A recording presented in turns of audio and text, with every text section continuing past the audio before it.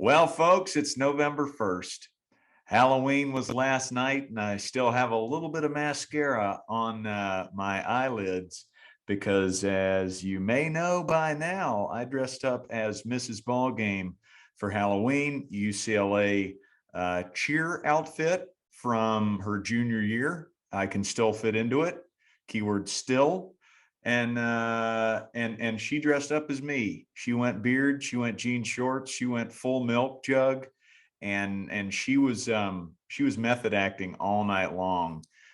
Coach Chopper, your beard looks great. Your microphone sounds Jim Nance-esque. How you doing, brother? I'm great, and I really enjoyed seeing those pictures of you guys on the gram, as the kids call it. That was unbelievable. Looks like Mrs. Ballgame. She went all in. I love that. You can either go all in, or you can just kind of go. And when you kind of go, you might as well not go. And she went, and it was kind of therapeutic because we got to reverse the role, and she was talking like I talk, and I was trying to think like her, and it really was.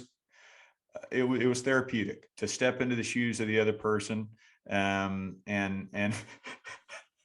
pretty comical, no doubt about it. But our girls had a great time. They really wanted to put the makeup on us, and they thought about it all day at school. So we did Disneyland on Sunday for 13 hours, just a 13-hour stroll around Disneyland. So dad strong.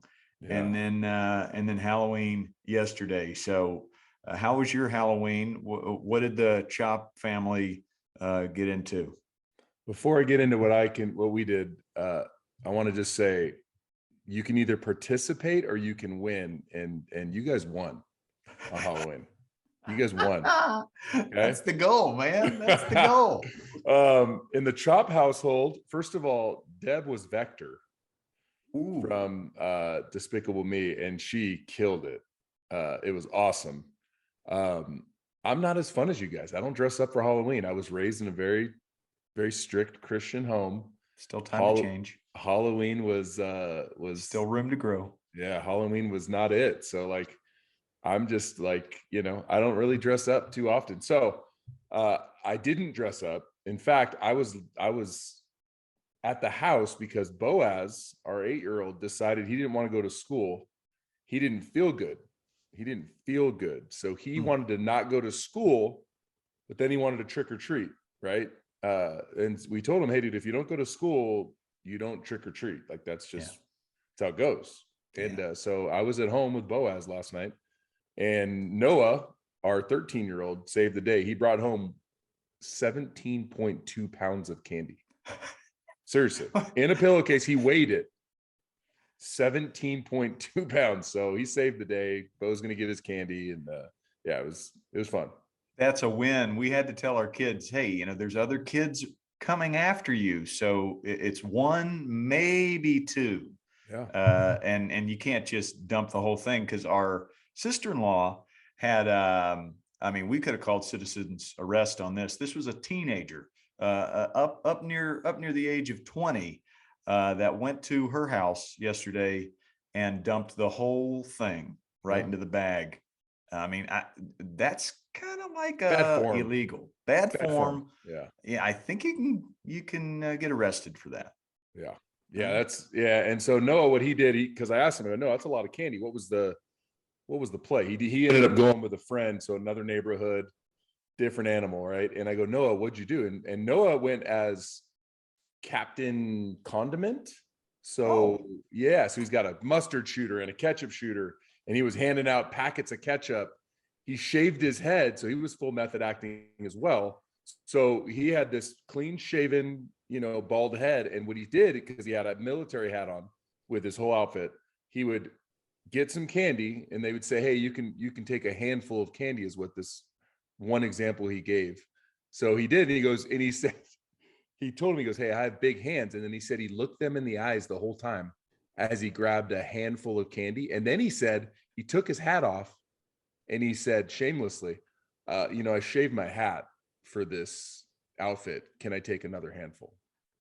And that is how he reached the 17.2 pound, which is amazing. I mean, it's a lot of candy. And yeah, we have a rule in our house. Like you get like a couple days and then the candy goes away. Like we're not going to have candy for a month in our house. It's just not the play. Mom and dad eat just as much as the kids. The slow look. Grab. Yes. The slow grab with the uncomfortable eye contact. Yes. All of it. I like it. Hat off. I like it. I shaved my head for this. Second grab. Yeah. No, second grab. Yeah. At least he went asked. for it. I gotta give him a Halloween salute for sure. Man, You're not good stuff. You're not gonna boo it. Yeah, you won't boo it. Double Right. entendre with boo, right? Like bang, boo as in boo, ghost bang. and boo as in We were off last week. We took the week off and we had Sandlot costume style, and Thomas Magnum came out. Magnum PI. Yes. Yeah, really got into it. And the kids, I'd say, hey, who do you think I am, kids? A bird observer. Are you so good.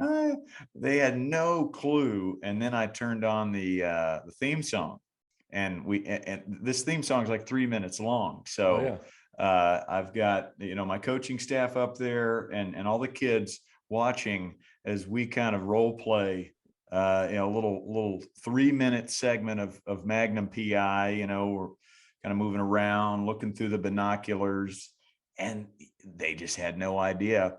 And organically on Wednesday, I said, all right, everybody get up, as the music was and I said, right arm up. And we started doing a little right arm up. Then we go left arm up. And before you know it, we've got this synchronized dance going to the Magnum PI theme song. And my assistant coach, Coach Poet, great coach, who was dressed up as Maverick from Top Gun. He was. He said, I think we've found our new warm-up routine, like daily, every day, year round. Love it. Yeah. Because you talk about energy, man. If somebody needs a dig me sesh, crank that song up. It's a great song. Throw on a mustache and say, hey, just follow me here. Follow me trust me. I just need you to trust me. So good. Wow. Well, good stuff. I want to talk about our guest who's going to be on in a minute or so. You talk about a journeyman with some stories.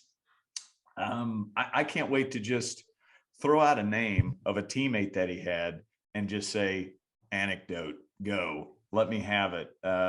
This guy's name is Brett Tomko, played 14 years in the bigs. He was a pitcher. He hit the 100 win mark and called it a day. 100 wins in the show. I mean, that is hard to do. Not many people do it. And he's a true journeyman. He's played for almost every team in the bigs.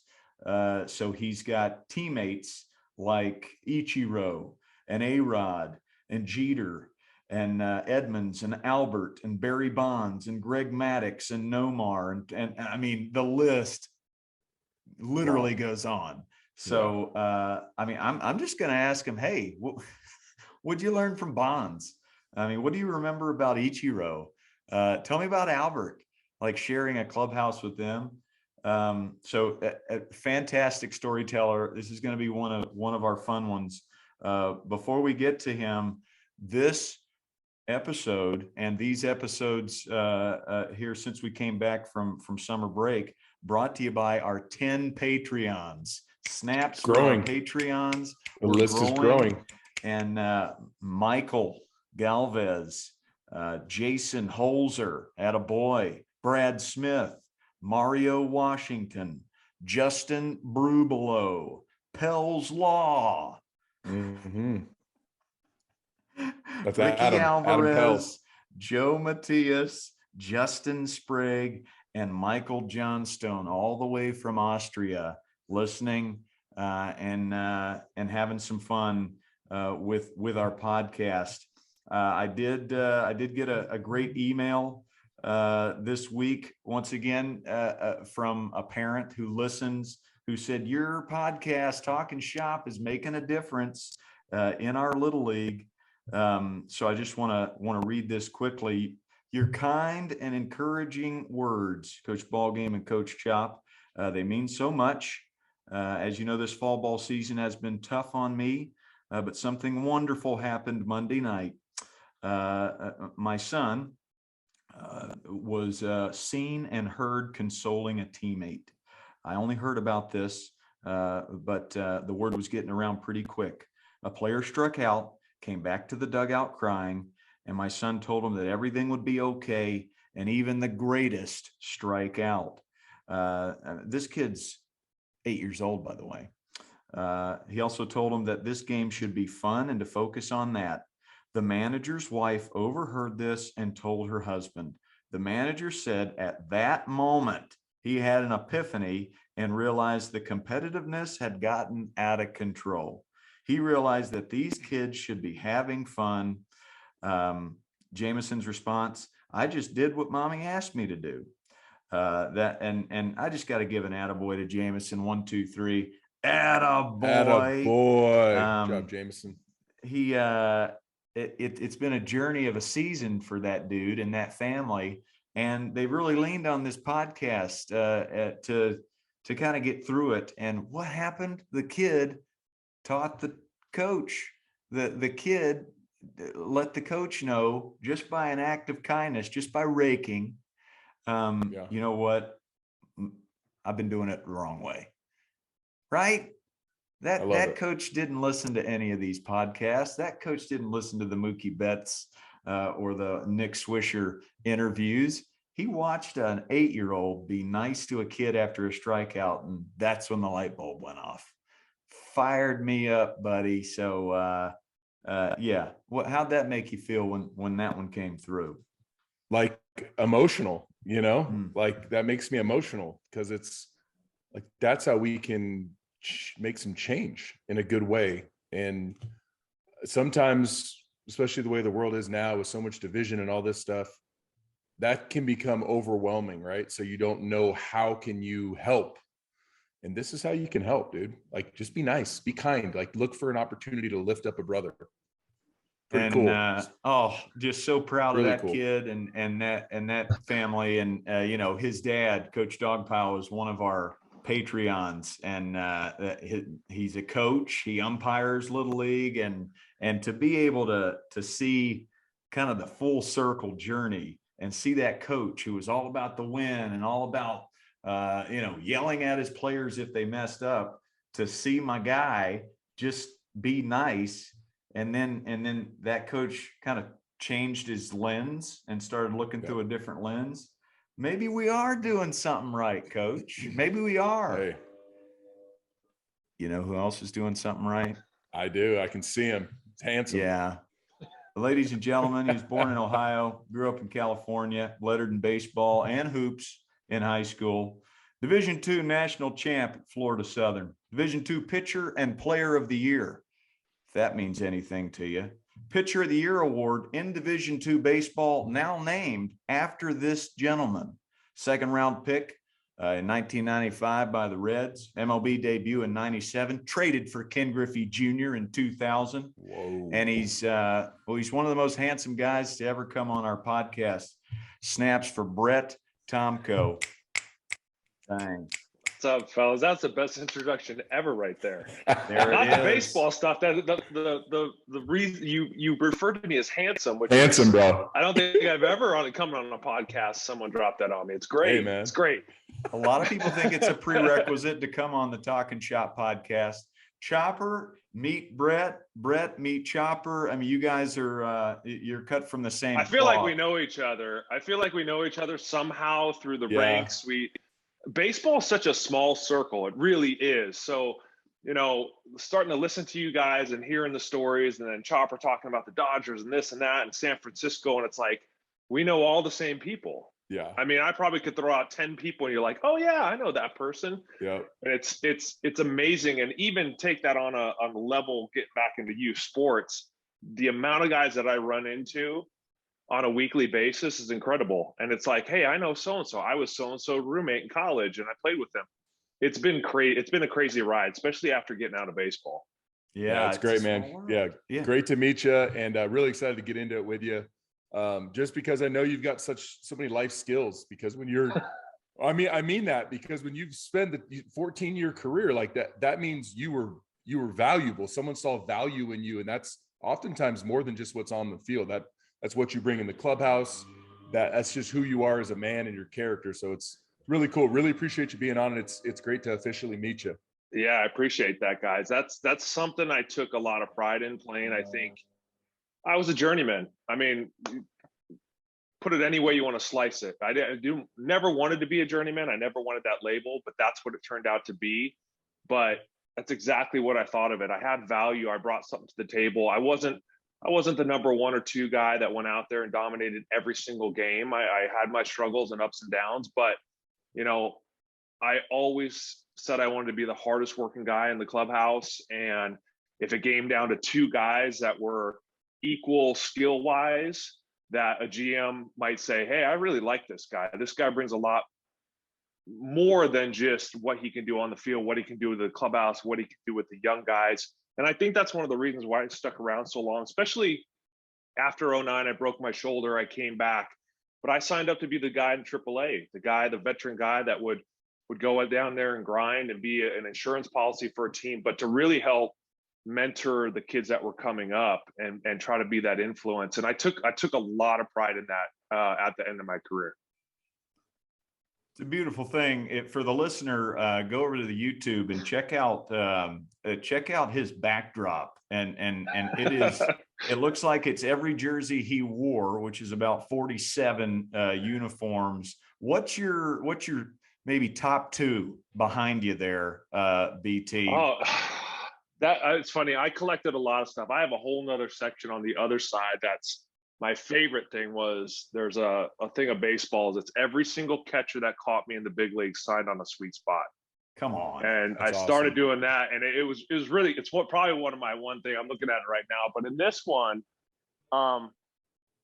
it's tough. That's tough. It's a tough one because they're so good. They're so good. Like so many good memories in all of them. But like, I mean, the Yankee one, that's hard to beat. Like 09, I listened to the Swisher podcast, and it brought up a lot of great memories because Swish and I hung out a lot. The amount of energy that guy brings, I could handle like 1 or 2 nights in a row. Because every day after the game, he's like, "Hey, BT, come to the hotel room. We'll get some food. We'll hang out." And I'm like, 3 nights in a row. I need a break. Like I can't keep that intensity up all because he's like that off camera.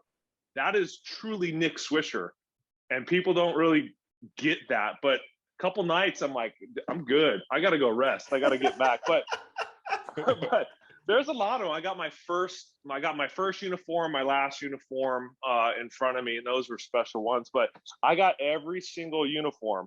I mean, I kept everything. I got my Little League uniform, my All-Star, my colleges. I got everything in there. That is so good. Oh, I got dirt from Yankee Stadium. I got a piece of the Green Monster. Like probably this. I might get in trouble for this one. That's actually from the bottom of the Green Monster. I was out there running one day and I saw a piece and I'm like, I'm gonna peel this off. Yep. Stuck it in the back of my shorts.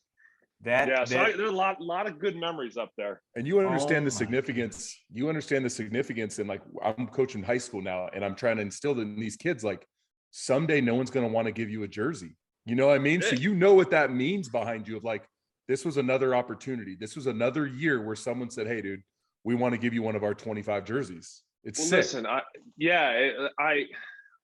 played 20 professional seasons, and in 09, I broke my shoulder. I was on probably the best run in my career, and I broke my shoulder on a pitch, and that changed the course of my career, but it gave me a lot of perspective about baseball. I mean, I think we got into a mode when we were playing where it's a job. Any way you slice it, we're trying to make a living. We're trying to accumulate as much as we can to be able to take care of our families after we get done playing.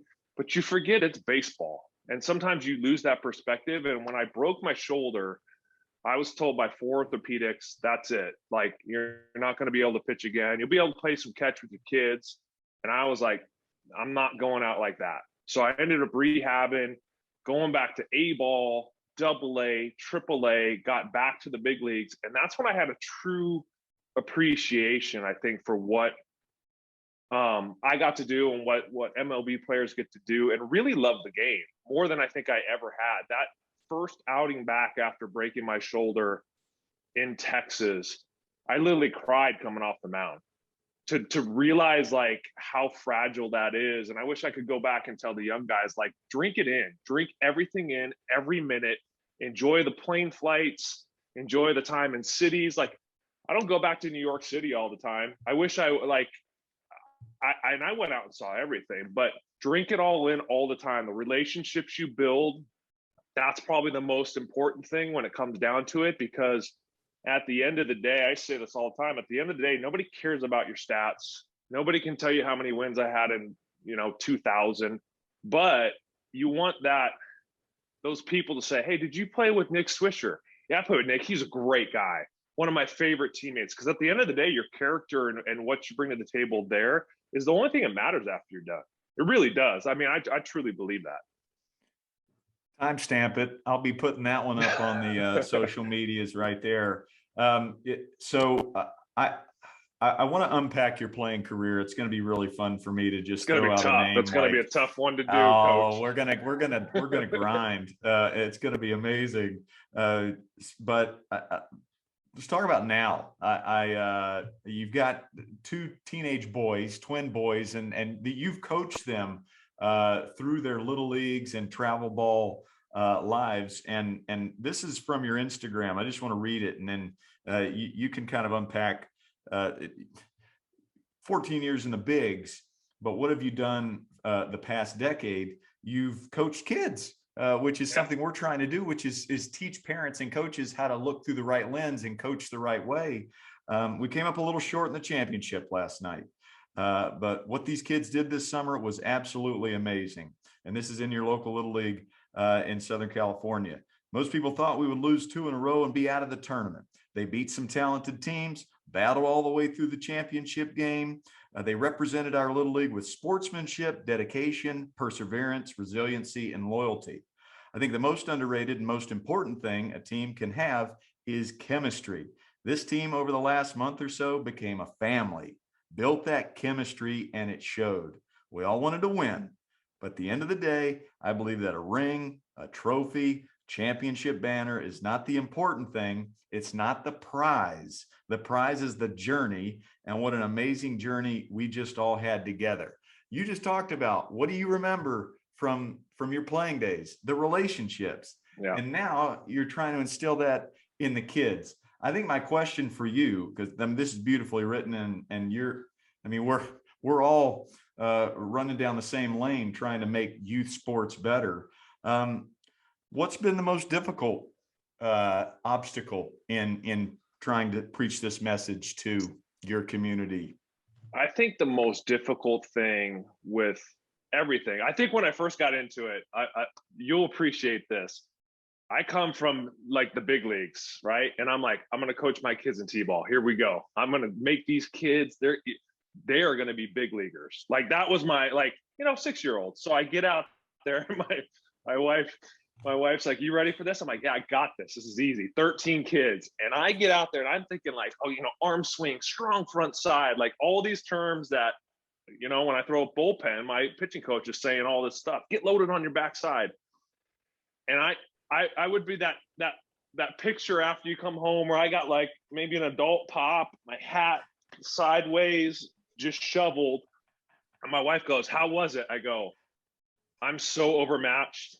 Everything I know about baseball does not pertain to these kids at all. They don't know what I'm saying. So I had to like almost reinvent. And I think it's right on what par for you. What you do is like, I invented games for these kids to try to keep these kids engaged. But I always had the thought process, I'm going to invent these games that is going to teach them. They don't even know they're doing something or going down to get a ball and come up to throw, but we're going to throw tennis balls across this line, and we're going to call it keep your garbage off my lawn.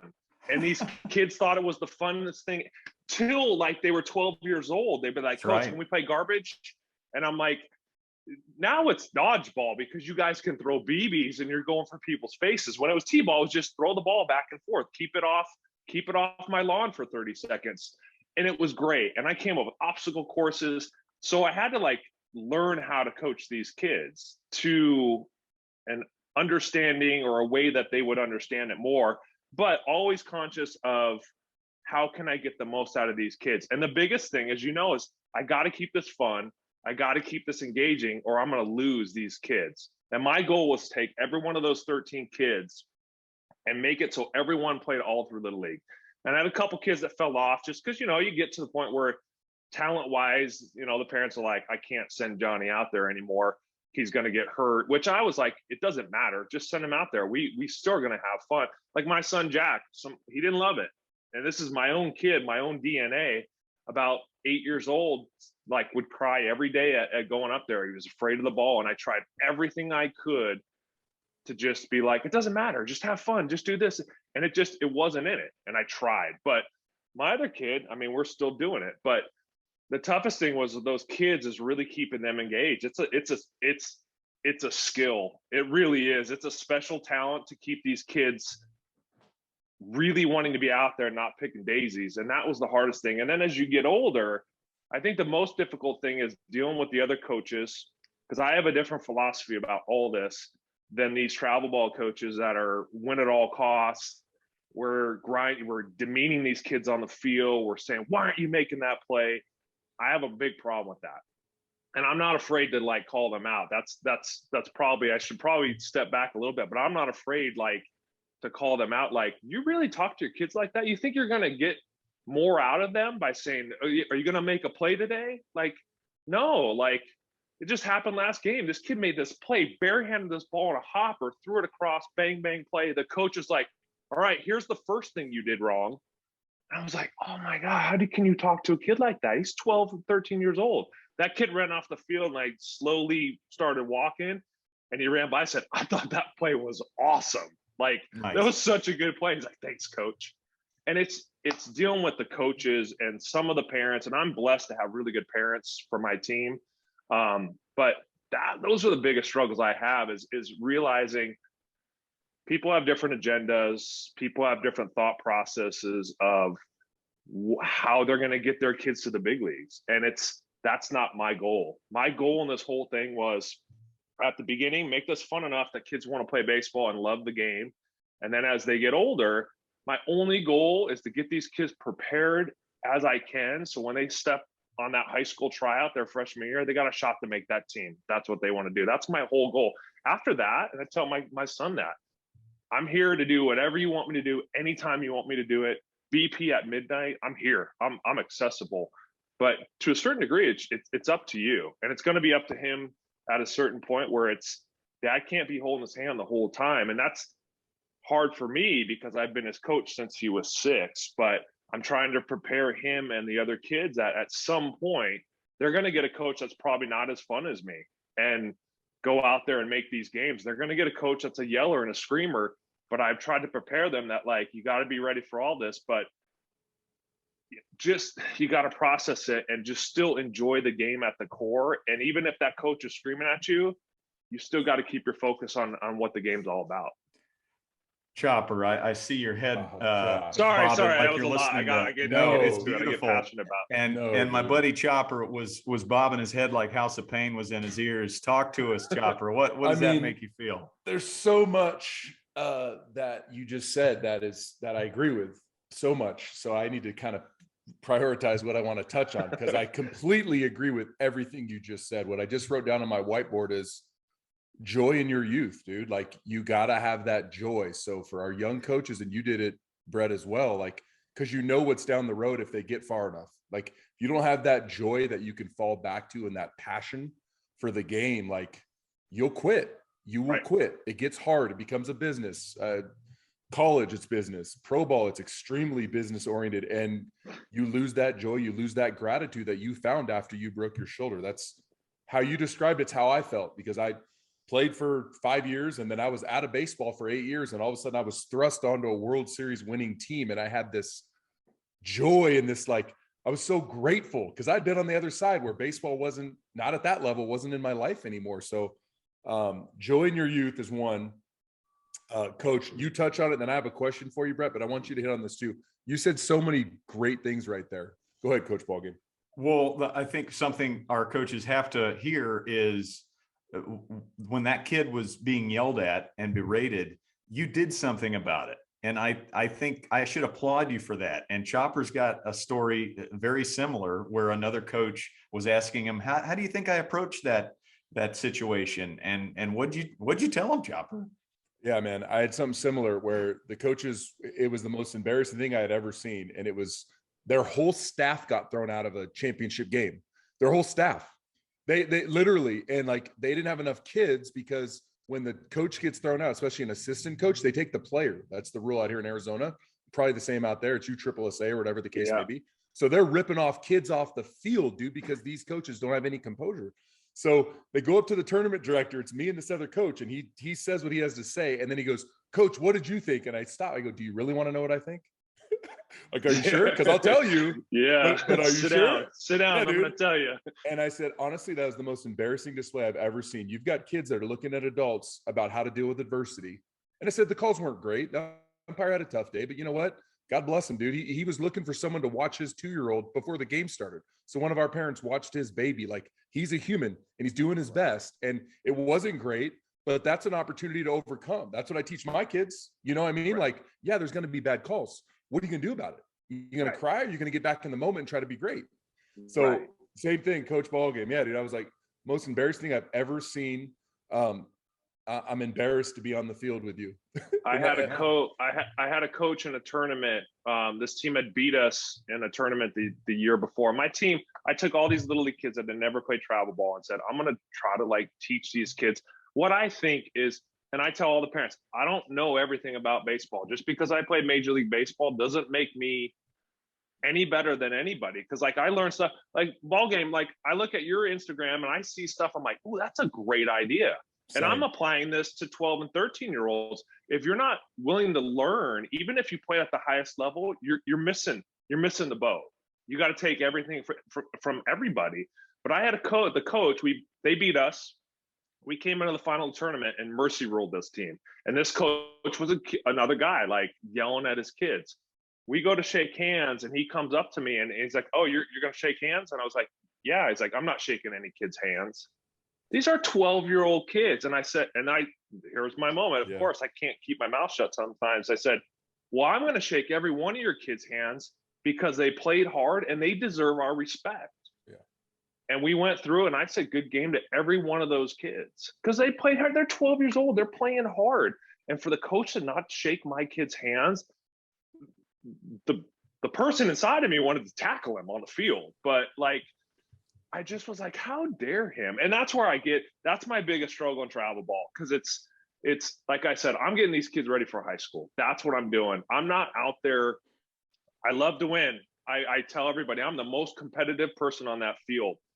Hands down, by far, I like to win, but trying to get these kids to learn baseball and love baseball and get them ready for the next step, not win the Appleseed Jack Invitational in Ukaipa. You know what I mean? That's not the important thing. And another thing you touched on with the younger kids is kind of that shift you had to make from how you were teaching, a kid in minor league baseball to, oh my gosh, this is exhausting. I had the same moment where I was 23, right out of college, coaching 5-year-olds. And I was the same. I was spent. I was done. I couldn't do this anymore. I go to my buddy, Dan Spring, who was my boss at the time. I'm like, I didn't sign up for this. This isn't baseball.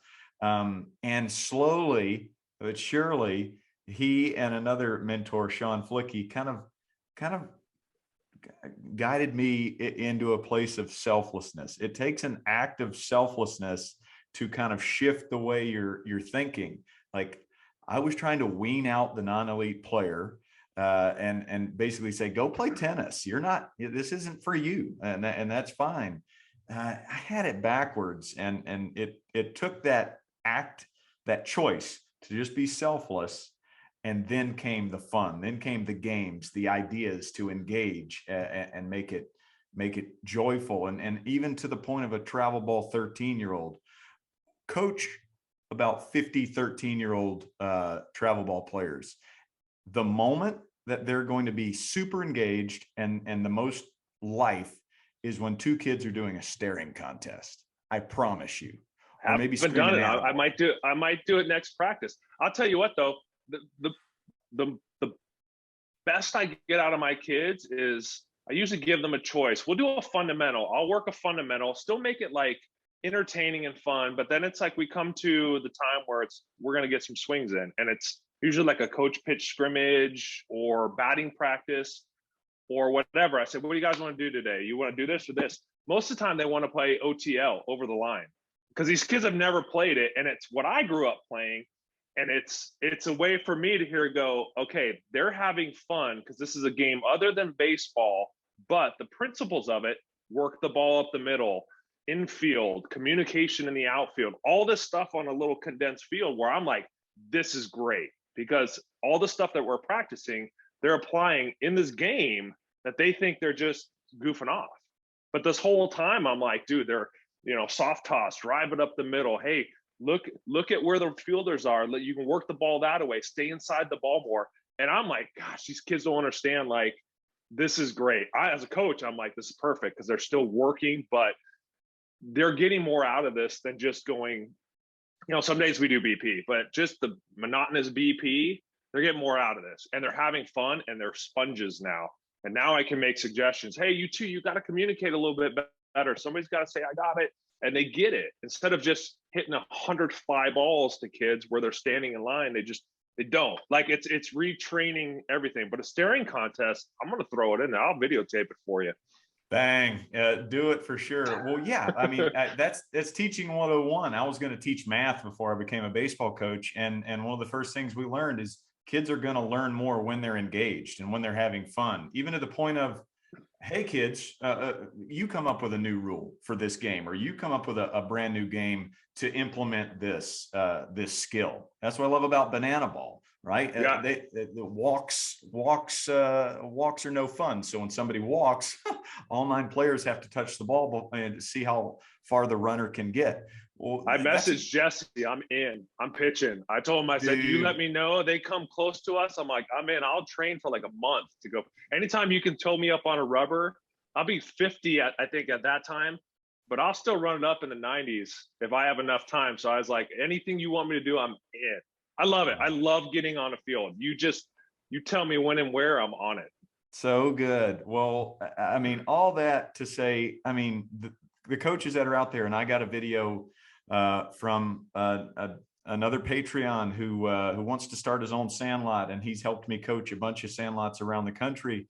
I mean, he's in an 8U tournament this week, and these parents, it's on video. They're just cursing, vulgar language to the umpire in the middle of a game. And these 8-year-olds, they're taking that as creed. That, okay, that's how I'm going to deal with a bad relationship when I'm in high school, or not getting what I want when I'm in college. Like, what are we doing here? It really takes those good coaches out there, those Brett Tomkos, to speak up, and the Choppers and everybody else. You got to do something about it. Obviously, you don't want to punch the guy or tackle the guy, even though that's what I would want to do too. But we have to speak up. And I do think that coach that is doing it the wrong way, they're not malicious. Something went on in their past, maybe a trauma that they're acting out on and projecting, but they're going to notice the way we coach our kids. They are going to notice that. Well, they're going to soak it up. I'll give you a good example of that. So Jeff Geary and I, former player, he moved to Tennessee. We coached for like 3 years together, and we had a blast because we just got each other, and we could look at each other, not say anything, and look at a kid and kind of give one motion. So we had this good connection. And it's just tough. It's tough with these coaches. It really is, because we always said, let's lead by example. It's like I try to approach it like a parent, right? If these kids see me yelling at an umpire, it's like my kids. If they hear me cursing in the house or anything like that, you're their role model. And I try to take that same approach coaching, that if I'm screaming, and I lose it sometimes, and I rein it in as quick as I can because I'm a competitor. Guy makes a bad call, but there's always a way to approach it. And I tell the kids, the umpires are off limits. It's me. I'm the one that talks to them. And it's my umpire management skills, I thought, were as top as they could, because you walk off a mound and you go, hey, where's that pitch? You got that outside or down? I got it outside, Brett. Even though I think it's on the corner, I'm asking, I got it outside. All right, I'll try to move that in. I thought, you think it was a good pitch? I thought it was close, but I'm going to move it in. I'm telling you, 9 times out of 10, I make that pitch again, strike. There's a way to handle things to get the best out of it. And these other coaches, so sorry, I got sidetracked. But I had 3 spots open on my travel ball team, and I put a thing on Facebook. And I usually don't say anything of what I do. So I put it out there, former major leaguer, looking for a few players, catchers, couple pitchers, because we were short. And I had dad reach out to me that we had played, and he was the coach, and their team dissolved. And he said, I got 3 kids, the 3 coaches' kids, we want to come to your team, but we only want to come to your team because we love the way you guys coach. And we saw how you guys treated the kids, and that's what we want. And they said, we don't want to come to your organization unless we're on your team. And for me, it was a massive compliment, because we do it without thinking about that. But for someone else to notice it and say, we want our kids with you because of your character and what you're about. I mean, I went to bed happy person that night, because it was just like, God, we're doing something right. Like, and it's a thankless job sometimes. I mean, you get parents, we love it, but you put a lot into it, a lot. I mean, I lose sleep over these kids thinking about their swings and how I can fix this, because I want them to have success. And sometimes more than I should. 2:00 in the morning, I wake up and I'm looking at a video and slowing it down. And sometimes you feel like, gosh, is this all worth it in terms of like, is it going to help the kid? But when you have somebody come up and say, we appreciate you and we want to be here because of you, I mean, that's what it's all about. Well, I mean, just right there, that's music, that's food for every parent and coach out there, what you just said. And even the waking up at 2 a.m., like you care. And at the end of the day, that's what a kid needs to know. They put their head on the pillow. I got a coach that cares. Don't you get the most out of them when they know you care and they know you're invested and they trust you? Because at some point you're going to have a hard conversation with the kid, whether it's in high school and it's like, hey, I see you not really putting the effort in. I need you to lock it in right here. But if you do that, and how you deliver it, was a big thing too. But like Chopper, if you go to one of your high school kids and you get on him and you don't have that relationship built, that kid's going to put a wall up. But if that kid knows you love him and you're invested and you want to see the best for him and you have shown him that in the past, you can get so much out of that kid. And it'd be like, well, I know Chop, he's on my side. So he must really take this serious and wants me to do this. And it might motivate that kid. And if you don't have that trust with your players, like, it's tough, and trust takes time. I've had a lot of these players through Little League and now on my travel ball team where their parents trust me, that I can say, hey, I'm going to do this. It's going to mess your swing up and we're not going to see results for a few games. And that's okay. I'm not concerned if you go 0 for 5 or 0 for 10 or 0 for 15, because we're thinking bigger picture. We're thinking longer term than this, not just, can we win this Sunday scrimmage? Like, that doesn't matter to me. I don't even like game changer. For a long time, I even told, guy said, one of the parents, like, do you want me to do game changer? I said, I don't want the kids to be able to see it. I don't want them to be able to go on their phone and see the averages, because they're going to go, oh, you're only hitting 150. And there's that thing. I don't want it at all, really, because I don't want the kids to be focused on that. I want them to focus on the process and what we're trying to accomplish. And I don't know if I'm doing it right. And I tell the parents, I don't know if I'm doing it right, but this is what I think will get them to the level of after 8th grade, and they walk into that high school and they're trying out for Chopper. Chopper goes, God, this kid's got his stuff together. Man, this kid looks like a player. He's doing the right thing. He's a great teammate. He respects the umpires. He respects the coaches. That's what he's rooting on his pitcher. I see him chattering. That's what I want. When the kids don't do that on my team, that's what drives me the most. Not that they punched out 3 times. It's they're not being good teammates. I have 2 rules on my team, really, when it comes down to it: attitude and effort. And I've said this since they were little. I want your best effort for that day. 100% of what you got. If you come to me and say, Coach, I had a rough day, I'm not feeling great, whatever. As long as I know that and I can keep that in mind, like, he's having a rough day, you know, but I'm gonna push him a little bit. I just want 100% of what you got. And attitude, come with a great attitude. This should be the best part of your day. This should be the best part of your day. You should respect your teammates. You should respect the parents, the umpires, the opponents, the coaches, everything. And if you don't come for that, that's when I get disappointed, because you can control those 2 things. You can't control this kid throwing gas with a nasty hammer and you're going to punch out 3 times. You can't control it. So I just try to put them in the best spot to have success. That's my main goal, and be good people while they do it. It's amazing. It's beautiful. And for the assistant coaches out there, you've got a head coach that's preaching that message of attitude and effort. And what the kids are going to really notice is that coach practicing what they preach? Is that head coach giving 100% effort? And do they have an awesome attitude? And then you got to look at the assistant coaches. Can you do the same thing? Because I say it all the time, you kids, you're going to barely listen to what I'm saying right now, but you are going to watch what I do. And so I'll tell you what, it's tough sometimes. Like, there's sometimes I go practice, like, oh, I got practice today. Like, I got to realize this is what I try to tell myself. And it's like, this could be the best part of their day. Even though I'm not feeling it right now, I got to come ready, because this is, they're in school, they're having a rough day, but they're excited about going to baseball practice. And I have to be ready to give them that experience.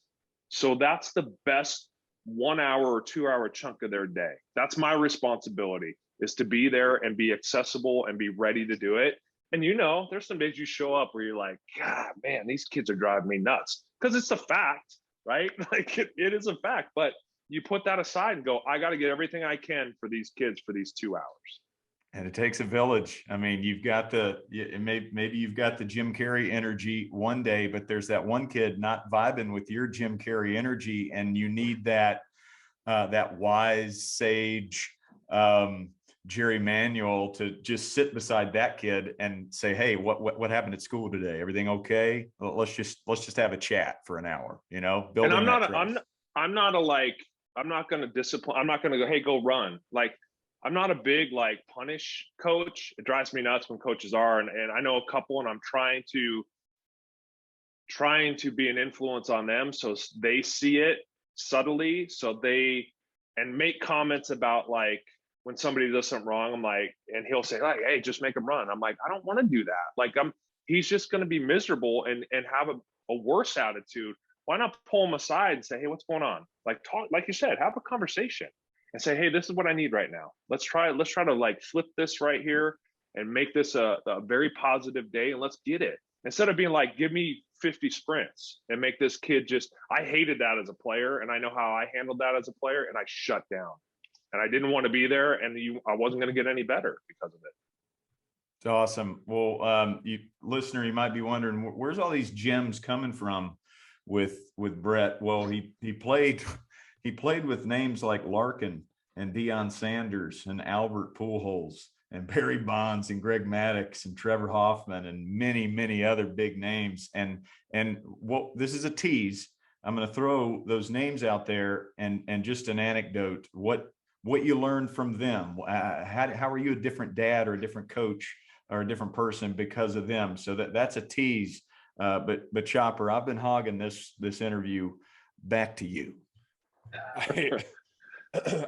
I've done what Coach Tomko is doing, right, with the youth, and then now I have a lot of my kids that I coached at that young age, trying to get them ready for high school, and now they're in high school, and now I'm their coach, and now the goal line has changed, right? So now it's like, and these kids they have high expectations, so now it's on to, okay, you want to go to Vanderbilt, okay, you want to get drafted really high, okay.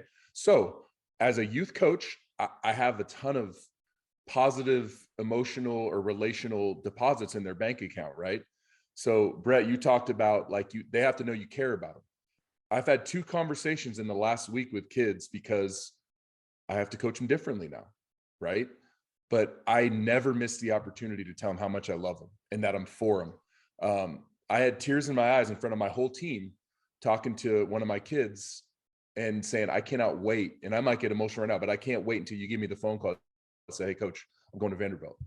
You know what I mean? Awesome. I mean, and that's it. And it's like, it gives me goosebumps. I well up with emotion and tears, and I'm not a crier, but like, I care about you. Now, with that said, it takes what it takes, right? I've got another kid who's been the best kid in this town for his whole life. I said, it's not going to help you. I was actually giving him a ride home yesterday. We were in the car, just me and him. I said, dude, you got to understand, like, I'm doing you a disservice if I don't push you. So there's going to be days when you're like, man, coach is on my case. And what's going to happen is I'm going to set a bar and you're going to get close to it and I'm going to move the bar. Like, you're never going to catch my expectations because I know where you want to go and I know what it's going to take. You're going to get to a playing field one day where everyone's the best talent in pro ball, and he's going to play pro ball. This kid's 14. And when I saw him when he was 12, he moved like Manny Machado at 12. He's nasty, but you don't need me to tell you how good you are anymore. You need me to push you, but I got to have that. He's got to know I love him and he's got to know I care about him or I'll lose him. I told him that yesterday. I said, I don't want to lose you, right? I don't want to lose you. You got to know I love you, but because I love you, I'm your coach. So now the question I have for you, we're trying to shift our program into this pack mentality. I'm really big on a pack mentality, offensively, defensively, with our work, with our conditioning. What was the best team you played on in your 14 years? What was the team that you can think back and say, hey, man, this team was a bunch of dogs. We had a pack mentality. It was not individuals. We came together for a common good and we did big things. That's a really hard question. Yeah. Really hard question. Because I played for 10 different major league teams. I had some minor league stuff too. AAA in Seattle is when it's when the big league team was winning all the games, and I got sent down for a little bit, and we were on pace with them to win as many games, and we had that pack mentality. But in the big leagues, gosh,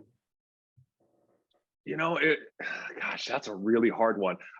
There are many teams. I think teams that win always kind of have a little bit of that.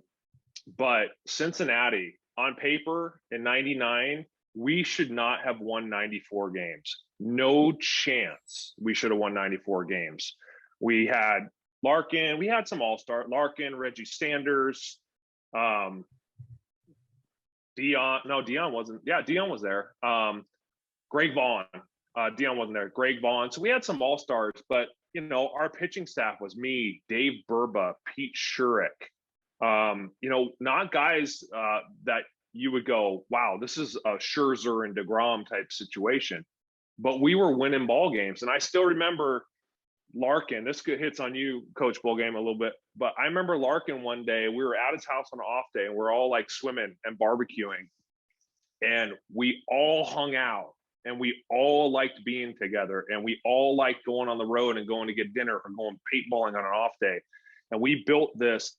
And this is kind of the basis of my Little League coaching. We built this family because when you slice it down, a big league team, you see that team more than you see your wife or your family. So we became a family and we hung out together and we loved being together and we supported each other and we rooted for each other. But we were so tight that we won 94 games. We got beat by Al Leiter in a 1-game playoff for the wild card.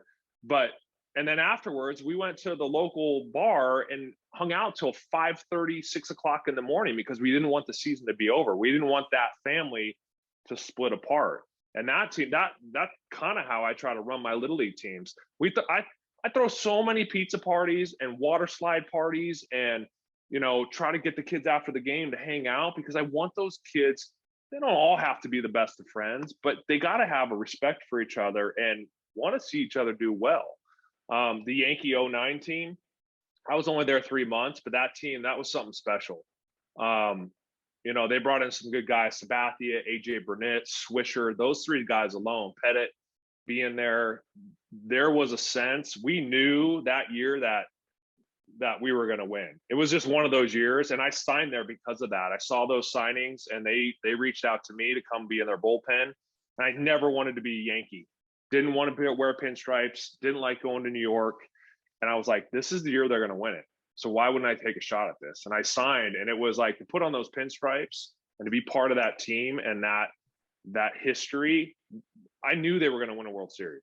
Like, I deep down in my heart. And I've said that I've been on other teams that are good. The Mariners team, I didn't think we were going to win the World Series like that. I knew that team was going to win the World Series. So there's some good, there's other teams too. Pretty much a lot of the teams, they just, you have that family, that orientation. Yeah, you can't have the winning without that pack. No, mentality. and It's the very Dodgers hard. had that. I mean, when you were with the Dodgers, I mean, Doc is a good friend of mine, and we talk all the time. And like the way he controls that, I don't want to say controls that clubhouse, but brings that clubhouse together.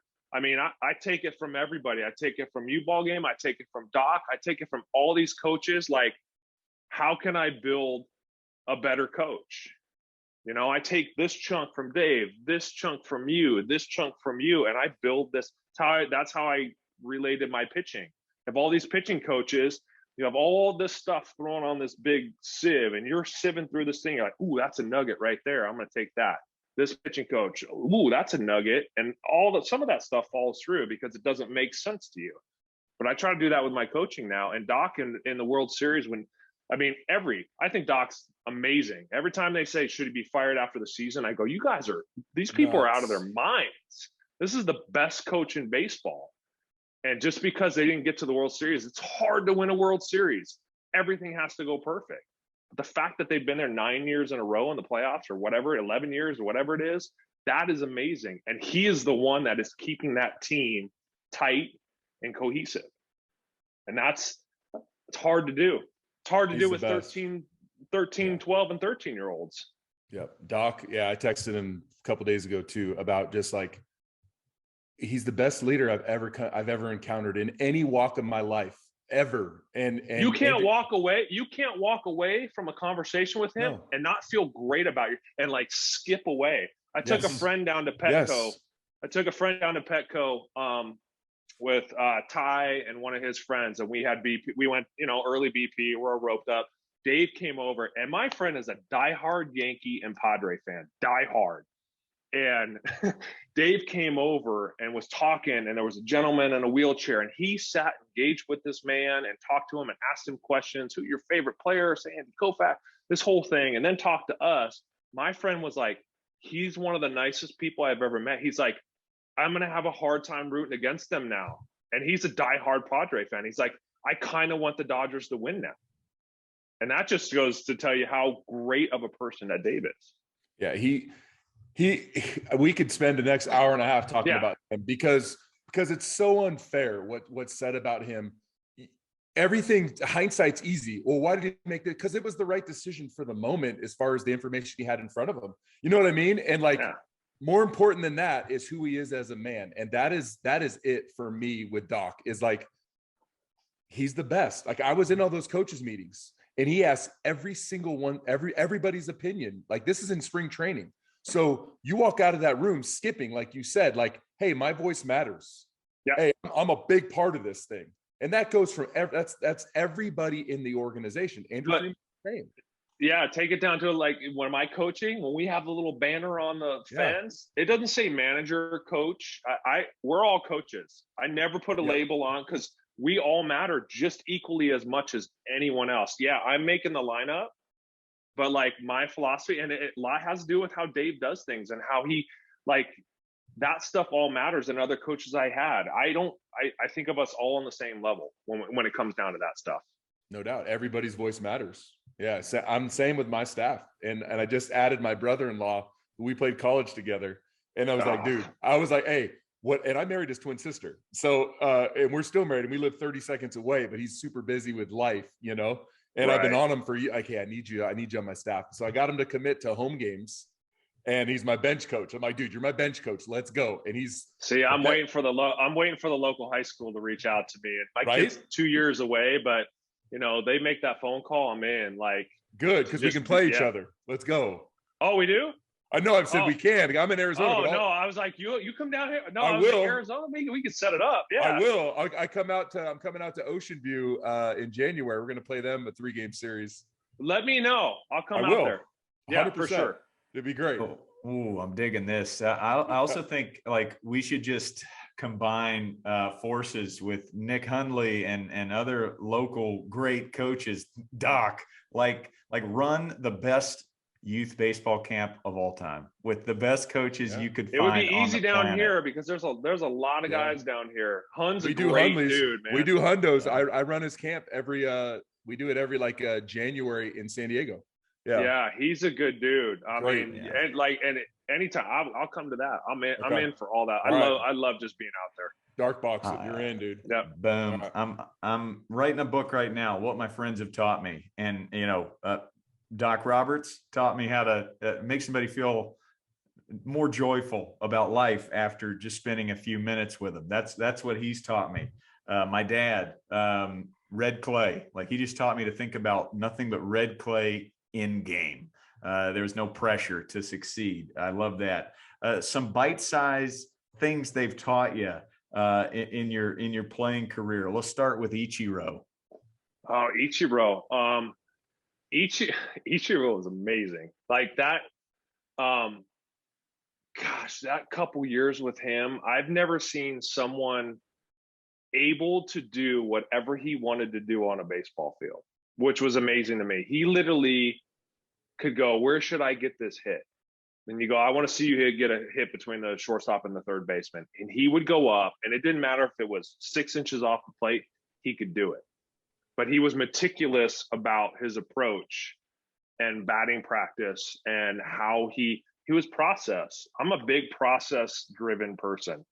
And his process day to day to work on his craft was as good as anybody. And I think a lot of big leaguers are like that, but he was able to do anything he put his mind to. I'm going to walk up here and we're down by 1. I'm going to hit a home run in the top of the 9th and go out there and do it. Like, it was amazing. I like so fun to watch him, and a character and a prankster. Ooh. Closet prankster. You'd never know it. Ooh, sneaky prankster with Ichiro. Digging that. Albert, I just told the Albert story yesterday after our travel ball games, because kids kind of, like, you could tell we got off to a slow start. We were losing. You could tell kids just kind of shut down. And I told him, I said, listen, I play with Albert Pujols, arguably the best right-hand hitter in the last 100 years. And I said, I never saw him waste one at bat. I said, if we were up 12-0 and he was 4 for 4, that 5th at bat was Game 7 of the World Series, winning run on second base. It didn't matter. Like, the intensity and just laser focus with him, I don't know if I've seen anyone ever better than him. Never gave up anything. And I try to tell my son that, like, dude, just because if you're 2 for 2 or 3 for 3, like, don't just, like, or if you're not having a great game and you're 0 for 3, that 4th at bat, you got to focus. It doesn't matter what you did those previous 3 at bats. But Albert, there was nobody better that I ever played with than him. I see him in the dugout. He's just hit a bomb and he's studying the iPad, like looking for that next advantage, or just. I just remember in St. Louis, we were winning and he was 4 for 4, or it was 5 for 5 was one of them. And we were blowing this team out. It was like 15-2. And he's at the end of the bench, just like grinding his bat, like ready for his at bat. I'm like, dude, this guy is so locked in. Easily could just be like, oh, this game's over. Take me out, Tony. No, he wanted every at bat he wanted to hit. Greg Maddux. Maddux is gosh. Tell you how to have fun. Be careful how I say this. Just a whack job. Like whack job. Like off the charts, like prankster in terms of that, but like a dirty prankster. But my one Maddux story I tell people is he used to call me Phenom. So he gets traded to LA and he walks up to me and he's like, hey, Phenom. And I go, huh? Like, it's Greg Maddux, right? And he's like, yeah, Phenom. And I go, what are you talking about? He goes, you're the Phenom.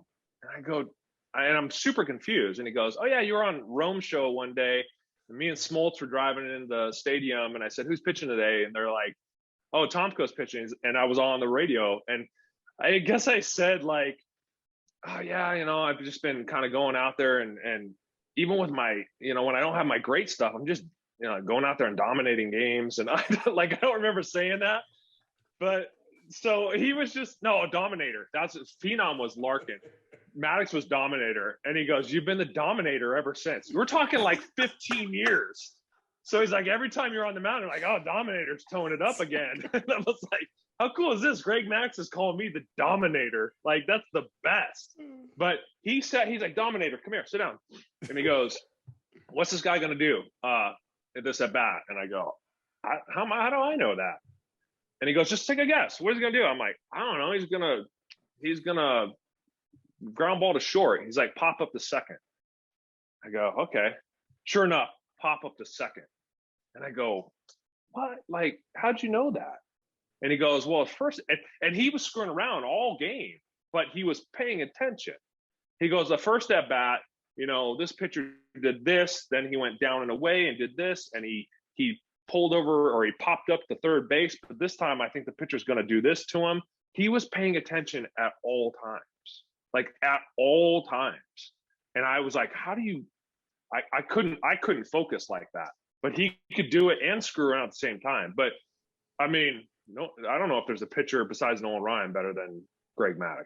No way. Dunston. So Dunston played behind him in Chicago, obviously. And he tells the story about how Greg would be like, hey, Pop, move two steps to your left. You know what I mean? And then the next pitch would be hit right to him. And yeah, Sean was like, he was, to your point, he was incredible. Yeah. He gets traded to LA and we're out in center field. And I'm struggling in LA. And he comes up to me and he's like, what's going on? I'm like, I don't get it. I said, I don't get it. I said, when I was young, like, I could not have great stuff and go out there and I'm 96, 97. I'm getting people out. I said, now, like, 96, 97, I'm getting hammered and I don't get it. I said, I don't get it. I don't know what I'm doing. He's like, you want to know the secret to pitching? And I'm like, yes. Like, Greg Maddux is about to tell me that. And I'm looking around to make sure no one else. And I'm like, the heavens are opening and there's rays of light coming down on us. Yep. And he goes, those days you got your good stuff? And I'm like, yeah. He's like, it doesn't matter what you throw. When you throw it, you're going to get people out. He's like, and those don't happen very often. He's like, those other days, you better keep it at the knees. And if you miss down. And he walked away. And I go, whoa, wait. No, that's all you got. I said, you're the best bleeping pitcher of all time. And that's all you got for me? I'm like, that doesn't make any sense. And he goes, no, think about it. And then he's like, we can get more into it. But like, he kept things simple. He's like, you got to keep things simple. You got to keep it simple. If you're going to miss below the zone, get the ball back. And I was like, that makes a lot of sense. But he was a professor. He studied the game and he knew the game so well that he could go, hey, 2 steps to the right. I'm going to pitch it where he's going to hit it right there. Sorry, that was a long-winded No, but I love that because he's trying to get the most of you as a teammate. So yeah, he called you the dominator, sure, but like in that moment too of him continuing to tell you, hey, you're the dominator, dude. He's trying to get you off that mindset of like, dude, I'm not who I was. No, you're the dominator. Yeah. You were, and you always will be. I just think it's cool. Greg Maddux called me the dominator. It is. It's sick. Like, I can't That's amazing. Can't get any better than that. Oh, this is going to have to be a 2-parter. We'll have to. No, I'm good. I got nothing to do. My kids don't get out forever. Well, there you go. I got dial it in because I've got so many more questions. Barry Bonds. What do we not know about him? Barry was tough. I mean, take away all the stuff of the late 90s, early 2000, right? A lot of stuff going there, a lot of people, whatever. But hitting wise, like when people say who's the best hitter you've ever faced, it's hard not to say Barry Bonds and Albert Pujols. Hard not to say that. I faced Tony Gwynn too, different hitter than those guys. Tony didn't have that, I'm going to take you 700 feet type power. But Albert and Barry were those guys. It was interesting to watch him hit because, again, those good hitters never wasted at bats. I mean, to go through a season and literally like any ball in the strike zone that he took a swing at, made contact, is baffling to me as a pitcher. Because guys swing and miss all the time. They get fooled on a pitch. You couldn't fool Barry. You couldn't fool him. You go, I'm going to backdoor hammer this right here. I got him set up for this. And he could wait so long, and he was so fast with his hands, and he used a little bat, and he choked up, but he had so much control with that barrel of the bat. So I try to preach to Ty, like, you got to have barrel control. And that Barry had the best barrel control of anybody. I mean, that's not common. That's not knowledge that people don't know, but he was so smart. I don't think he always conveyed it to his teammates the best way, or I think you had to be in his small circle, because Barry didn't trust a lot of people. You had to be in his small circle and crack that shell before he would really open up to you. That was the hard thing. Barry was hard to get to know in that respect, because I think everyone was always taking from him all the time. That he was kind of closed off to a lot of people. Sean Dunston gave me a couple nuggets with Barry, because I was with the Giants for 5 years. Barry was a special assistant, so he would roll in and sit with us during replay, right? So we're doing replay, and Barry's sitting there with me. The first thing Pop told me was, when you meet him in spring training, don't introduce yourself, act like he's not there. So like, that's great advice. Yeah, dude. So for the first like 3 days, I big leagued Barry Bonds, and then he introduced himself to me. I was like, what's up, man? Hey, nice to meet you. That's a great response, because if Barry knew he like, yeah, dude, he could had walk you all over you, yeah. he would. Yep. If you basically like kind of made the line in the sand and saying, I'm not going to put up with whatever you got going on, then he'd be like, then he'd be like, oh, okay, I can't get away with this. And that was just his personality. Not that it was a bad thing, but he was so. Yeah, I remember one time I was an art major, so I was doing a thing for charity and drawing. I draw on him, and he walked over and he's like, "What the hell are you doing?" And I was like, "Oh," he's like, and he looked at him, I'm thinking, dude, he's gonna rip this up. And then he was a photography guy, so he kind of started talking. But originally, he's like, "I didn't tell you could draw me," and I said, "I don't really care. Like, this is for charity." And once I kind of like, stood my ground, completely different. Then it was like, "Oh yeah, no, that's really cool." But that same advice, ignore him for a few days. That's great. Dude. That's great. Yeah. So we're in the office, and same deal. Like, I waited a while, but like halfway through the season, I was like, Barry, do exactly what you said. I was like, hey, you got like one pitch a series and you didn't miss it. How'd you do that? You know, as a hitter and as a coach who teaches kids, like, what was your deal? How? You know, it's really hard to do. And he said a couple things. First of all, he always knew what he was looking for, right? So if whatever your best pitch was, I'll sit on Tomko's slider until I get it. He get those fastball 3 times in a row, my first at bat, I'll strike out. Like, I'll tip my cap, but I know I'm getting that slider. And when I get it, I'm hitting it into the cove, right? So he had a plan. He never wavered. And most hitters, I was a hitter, we have plans, but then you get in the box, and Mike Morse is notorious for saying this to us, be like, you got a plan, like, oh, abort. You start chasing everything, and now you have us right where you want us, right? But Barry's like, couple things. I always knew what I was looking for, and I would wait till I got it. And I'd always get it because a pitcher wants to go to his strengths. He thinks he's like you said, he thinks he set me up for it, but I'm waiting for it, right? And the other thing he said is he would never change his swing. So he goes, so many hitters get in there and then they start doing this weird stuff with their swing, and like, now you have to fix your swing while facing a guy, like those two things. And the third thing he did say was, if the guy didn't strike me out, he didn't get me out. So like, that was how, because I asked, like, how could you stay calm, right? Because you were the best, but you still got out. He goes, unless I struck out, the pitcher didn't get me out. That's actually a great thing for kids too. Yes. I just had the conversation with Ty, and I kind of relate, because, you know, Ty's my son. He went 0 for 2 last game, but he hit 2 on the button, right out, line drive to center field, didn't have to move. And like, he left the game, and he, you know, I could tell was a little down. I was like, dude, great swings today. I mean, you squared those up. I'm like, 10 feet to the left, that's a triple. Like, you got to keep that perspective. Like, it's not always about the hits. It's the at bat and the contact and what you did. Like, don't come out of that. Like, that's huge advice, especially in youth baseball, because kids get down. If they don't get hits, they get down. But it's like, dude, I squared 3 balls up and hit 3 lasers at people, and I'm 0 for 3. But like, dude, 2 feet each way, you're 3 for 3. No doubt. Process, like you said. Bonds was like, it was hard to face him. I just tried to keep everyone off the base in front of him. That was my whole mentality. That's good. And he was tough. So he was, there's ego, right? Like, that's not a secret. That's not breaking news. There was ego there, but Sean Dunston swears he was his best teammate he ever had, because he was a jerk, but like, you want him on your team. See, I was trying to be nice. I was trying to be nice. Like, but yeah, no. But you want him on your team. Like, I love that. Yeah, there's massive ego there. But yeah, you want him in the lineup because he hits bombs. Like, yeah. But I'm all about respect. Like, 100%. If I'm going to give you respect, give me some back. And if you're going to try to steamroll me, I think that's what it was. As soon as I stood up, he's like, "Oh, I can't mess with him.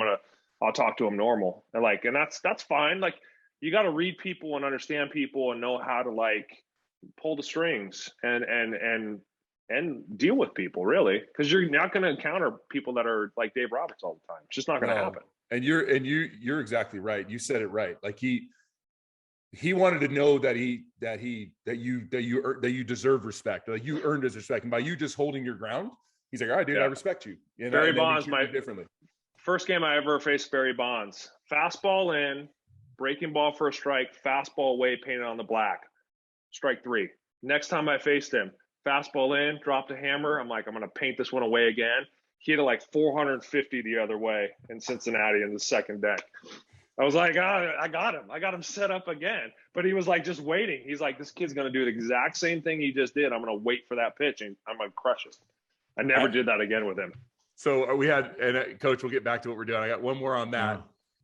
This kid, Ale Castro, is going to go to U of A, stud. We had him last year as a senior. And this other kid that I was just telling you about that's got high lofty goals. He was pitching against Ale. Ale's this stud, like in the running for Gatorade Player of the Year at the end of the year. This is preseason. So he's pitching against him, and he punches him out on a slider. Sick pitch, really good. Next at bat, he tries to do the same thing, and Ale like spins his cap, like almost kills him, rocket right back up the middle. So I go out there and go, "Hey, dude, you can't throw really good hitters the same sequence, dude. Like that dude's one of the best to do it. Like, you know what I mean? Like, yeah, you got to be smarter than that." Like, because he's a good hitter, I go, "What would you have done?" He goes, "Yeah, dude, I probably would have sat on the slider." Yeah, dude. Like, you got to do something different when you're playing those guys.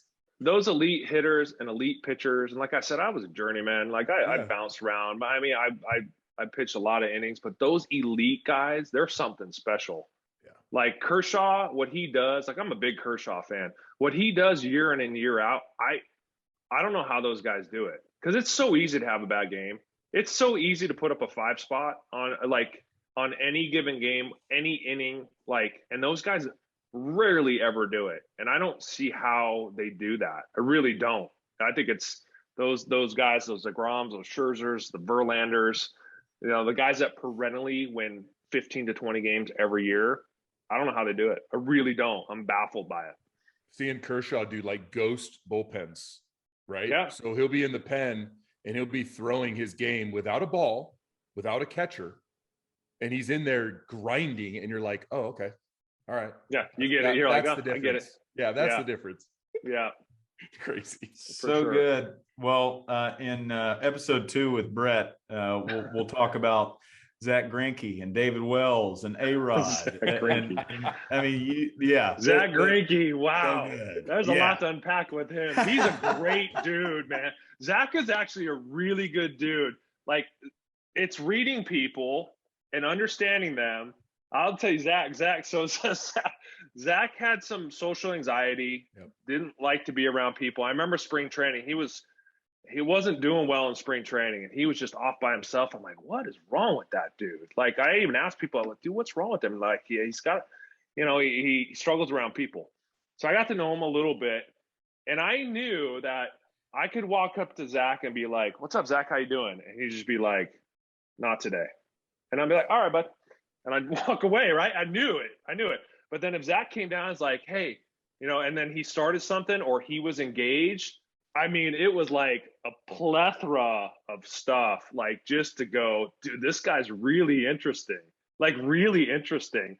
But you had to know if it was a day that he wasn't into it, don't push it. Don't be like, "Hey, Zach, come on, let's go." Like, he didn't want it. So just walk away, because those days that he wanted it and wanted to talk were going to be phenomenal. Kirsch told a story about how AJ Ellis, you may have heard, stop me if you heard this, or I'll tell it anyways for our listeners.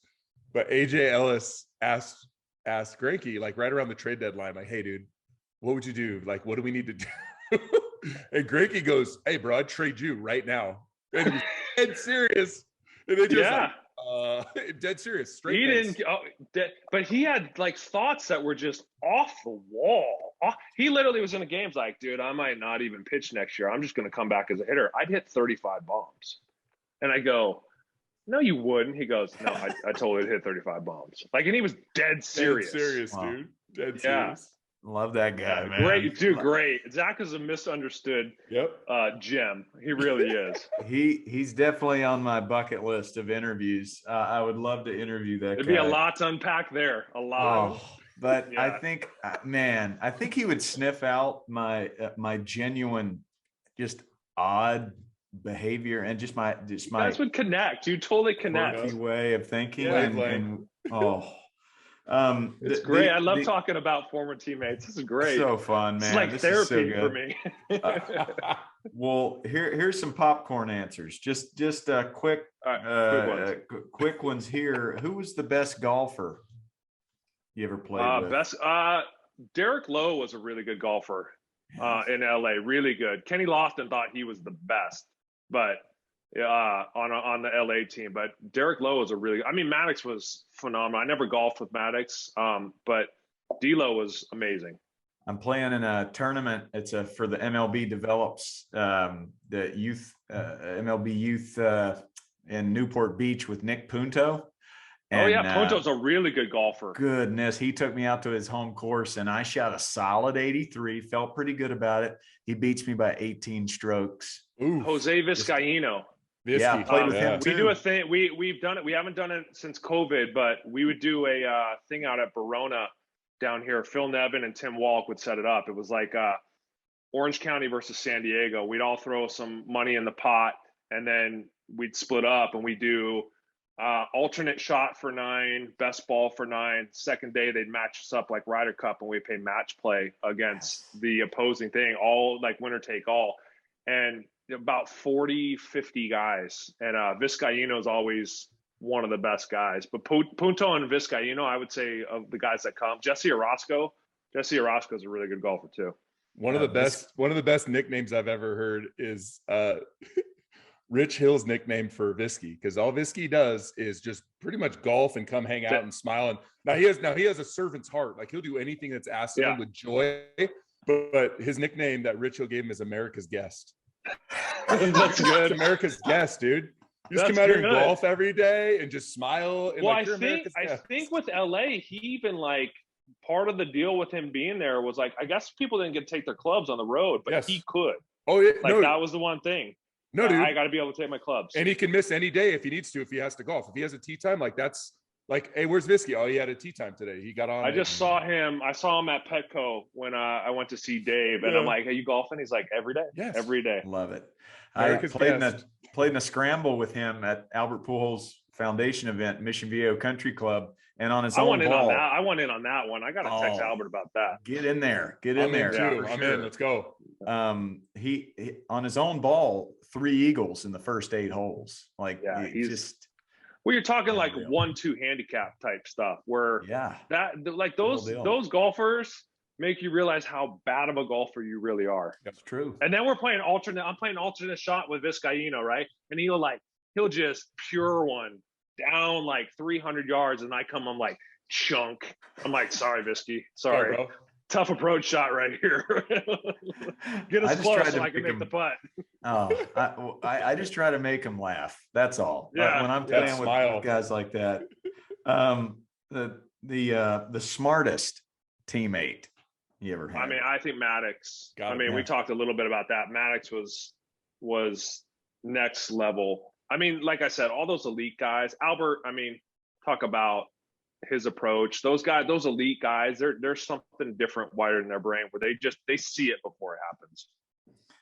Kindest teammate you ever had? Oh man, I'm excited. I've never been asked kindest teammate.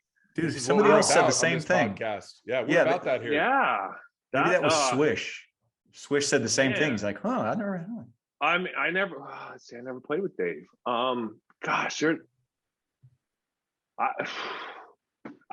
played with a lot of nice guys. John Olerud was a very, very nice man. Just and closet funny. You talk about funny, off the charts funny. Love that. But Sneaky funny. It's tricky because sneaky. kindness can be misconstrued as like weakness, especially in the big leagues. So like, Mike you know what I mean? Matheny. Yeah. Oh yeah. Yeah, Yep. Matheny was great. You know, guys with big hearts, Yep. do anything for you. Trevor Hoffman, like Trevor to me, like, is gold standard in a lot of things. He was a big influence when, I mean, the amount of work that he put in, and just relentlessness to like be ready and to pitch every day. Like, I looked at him, he would get me at Qualcomm. He'd be like, what he called me, The Dominator. Oh, shoot, I can't. No, I didn't call me a Dominator. Tatanka. He called me Tatanka. He's like, Tatanka, come on, let's go run.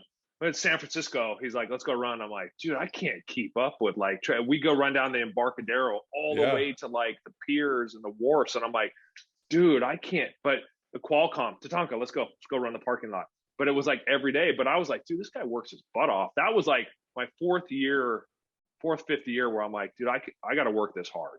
Like this is how hard you should be working every day. Yeah, I love that question. You know, Yeah, it's a great question. That threw me for a loop. You should not fire stuff, but I'm like, nice guy. And I say this like in baseball, I really mean this when people ask me like, who are just the complete jerks, like, and I can rattle those guys off. But I said, you know, it's usually that, and then everyone's usually pretty nice. Yeah. Like, you'll get some like in between guys that are like a little full of themselves, but most of the part, like those guys realize what we got to do is a really cool thing, and just like they're really down to earth. People think professional athletes like they're the guys that I don't like that think they're above everyone else, but like the only difference between me and the kid bagging my groceries, like I throw a ball really hard, like, and I could put it where I wanted to most of the time. That's the only difference. And so like, most of the guys, they take that philosophy. Like, we're just like everyone else. We just have a skill that we're really good at. And in a major league clubhouse, like you can have one cancer, maybe. Like you can have one guy, maybe, and still succeed. If you get more than one or two in there, dude, like they're gonna do something because that team's not gonna win. You know what I mean? So that's when they're getting all of a sudden stuff changes. Coaches get like something changes because they're making a lot of money. They ain't moving. But the point is, like, to your point, it might be one guy per clubhouse, and then the rest are good dudes that have this gratitude or some level of it. That's why it threw me for a loop, because I'm like, gosh, most of the guys are just really good guys, but there's some that are just above and beyond. Like Matheny. Matheny's just like phenomenal human being. Mark Sweeney with the Royals. Like he come, like I'll see Mark and he'll come in for a hug and he'll hold that hug to an uncomfortable point and kind of rub like the back of your neck a little bit. You're like, I'm slightly uncomfortable, but I know this is coming from a nice place inside his heart. Where you're just like, he's the nicest guy in the world, but I'm a little uncomfortable right now. Yeah, but he's great. He's great. Well, you probably can guess, listener. We've got an epic trivia contest to close out our episode with BT. And I've tried to be. I pre-gamed after listening to Swisher just to see where maybe you might go. You might be in good. I try to keep it fresh, so you can't really guess what I'm going to ask, but you might have already prepared for some of these. Last popcorn. Your kids love language. I'm trying to figure this out with my daughters every day. What's my girl's love language? And once I start to figure that out, everything's a lot easier. What about your boys? I think with them, we're a very affectionate family. I'll hug on my boys, like, and I tell them, just get used to this, because I don't care if you're 18 years old, like, I'm gonna hug on you and love on you. Like, so I'm a real affectionate dad with them. But I think it's just the way I talk to them.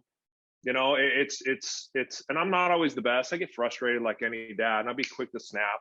And like with Ty, Jack's a golfer, and when he's golfing, like I gotta like, if I say, hey, you know, you're coming at like inside the ball, he's just like, it's more just like, hey, it's a good shot right there. Like you gotta like, it's the encouragement and just telling how proud you are. Ty, if I push him and be like, dude, you gotta go in the cage and hit, like, I'm not going to get anything out of him. But if it's just like, hey, you want to take some swings, bud? Let's go. Like, it's just, I think the nurturing part of it, as soon as I'm quick and the demeanor's a little bit aggressive, they shut down. So I try to I try to love on my kids as much as I can, because I know someday they're going to go to college and be gone, and I'm going to cry. Like, because I'm like you, Chop. I've gotten really emotional since my kids. I'll cry at just about anything when it comes to them.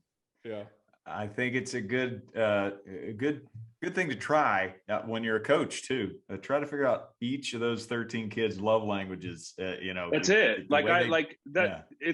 You brought that up perfect. I had a kid like that was struggling, and after the game, I couldn't tell him how proud I was of him more than I did. Like, because he was struggling. Like, dude, I'm so proud of you getting on. Like, I don't know. I try to always relate it of what I would want to hear, because I didn't like those coaches that were yellers and screamers and like, you did this wrong. I always, when a kid makes some mistakes, it's not, hey, you got to do this better. I try to never say that, because it's like, I don't want them to think that wasn't good. Like, hey, how can we do this different?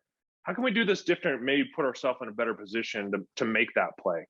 I always try to be conscious of how I talk to the kids, because kids, right, especially where I'm at, kids are in puberty. They're super emotional, and they can lose it in a heartbeat. And so it's like, I'm always conscious of how I talk to them, and I always want to be encouraging to them. Yeah, I'm reading Joe Madden's book, and he said, when leadership becomes punitive, it's not leadership anymore. It's that's jumping great. into a different. So he's got gems galore, and that's another bucket list interview. Once I'm done reading his book twice and highlighting every quote he has, you don't want to jump into the punitive if you want the best out of your kids. All right, ladies and gentlemen, we'll close with trivia, where Mr. Chad Chop has really been excelling. I'm ready for you, Chop. I'm so ready for you, Chop. I'm going. Hey, I was resting on my laurels, dude. So I did no prep for this, Brett. So I was literally driving in the car yesterday. I'm like, hey, if they ask me like who is the whatever, I'm like, I can snap that off real quick. So I don't know. I'm just trying. Let's go. Natural competitor coming out. I feel like I should get like ready. Yeah, like, right. I'm getting up. Yeah, let's go. Ready position or something. So sit on the toilet with pizzas. I'm ready. Dance on that toilet. Yeah, that's right. Yeah. So 14-year career, there's three batters that all had the most at-bats against BT. Jeff Kent had 48 at-bats. Cesar Izturis had 48 at-bats. Who's the other guy? Dave Roberts. Incorrect. Oh, Sean Green? Correct. Ooh. NL West for sure. Love Sean Green. Dodgers. I was a NL West guy, so I faced the Dodgers and the Giants a ton. Love Sean Green. Went to my high school. His dad was our hitting coach. Just a phenomenal, athlete. Tall, lanky, strong guy. Wiry strong. Very smart guy too. Really smart. Yeah, marry your daughter kind of qualities. Yeah, for sure. Yeah. 1-0 BT. All right, Chopper. Most hits. What player has 16 hits against Brett? I would say Jeff Kent. That's what I would think too. Jeff Kent's got 15. This guy's got 16. Oh my gosh. Luis Gonzalez also has 15, but some guy. Mark Grace. I don't know if he played him enough. Mark Grace. That's the correct first name.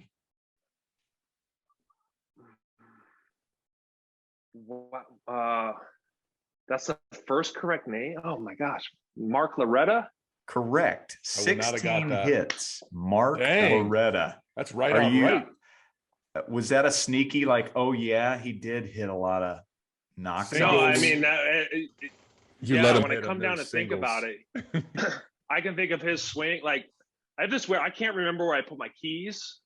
Like when I go to Costco after this, but I can remember at bats, and I can remember swing planes, and just like I'm a big swing plane. He was so short and compact, like Paul Molitor. Yeah. Paul Molitor was so just like, I'm just waiting for you to throw this ball so I can demolish it. And I still remember I had Paul Molitor set up right? I'm like, I'm going to kill him on this inside fastball right here. And he's just sitting there like that. And I threw it. He had a line drive straight up the box. And I turned thinking I was going to make this great, like, behind the like back catch. And he hit me in the back of the knee. Oh, no. I thought my kneecap was in center field. I was done. They had to come like pick me up off the field. But Loretta was like that, short, compact, just like professional at bat.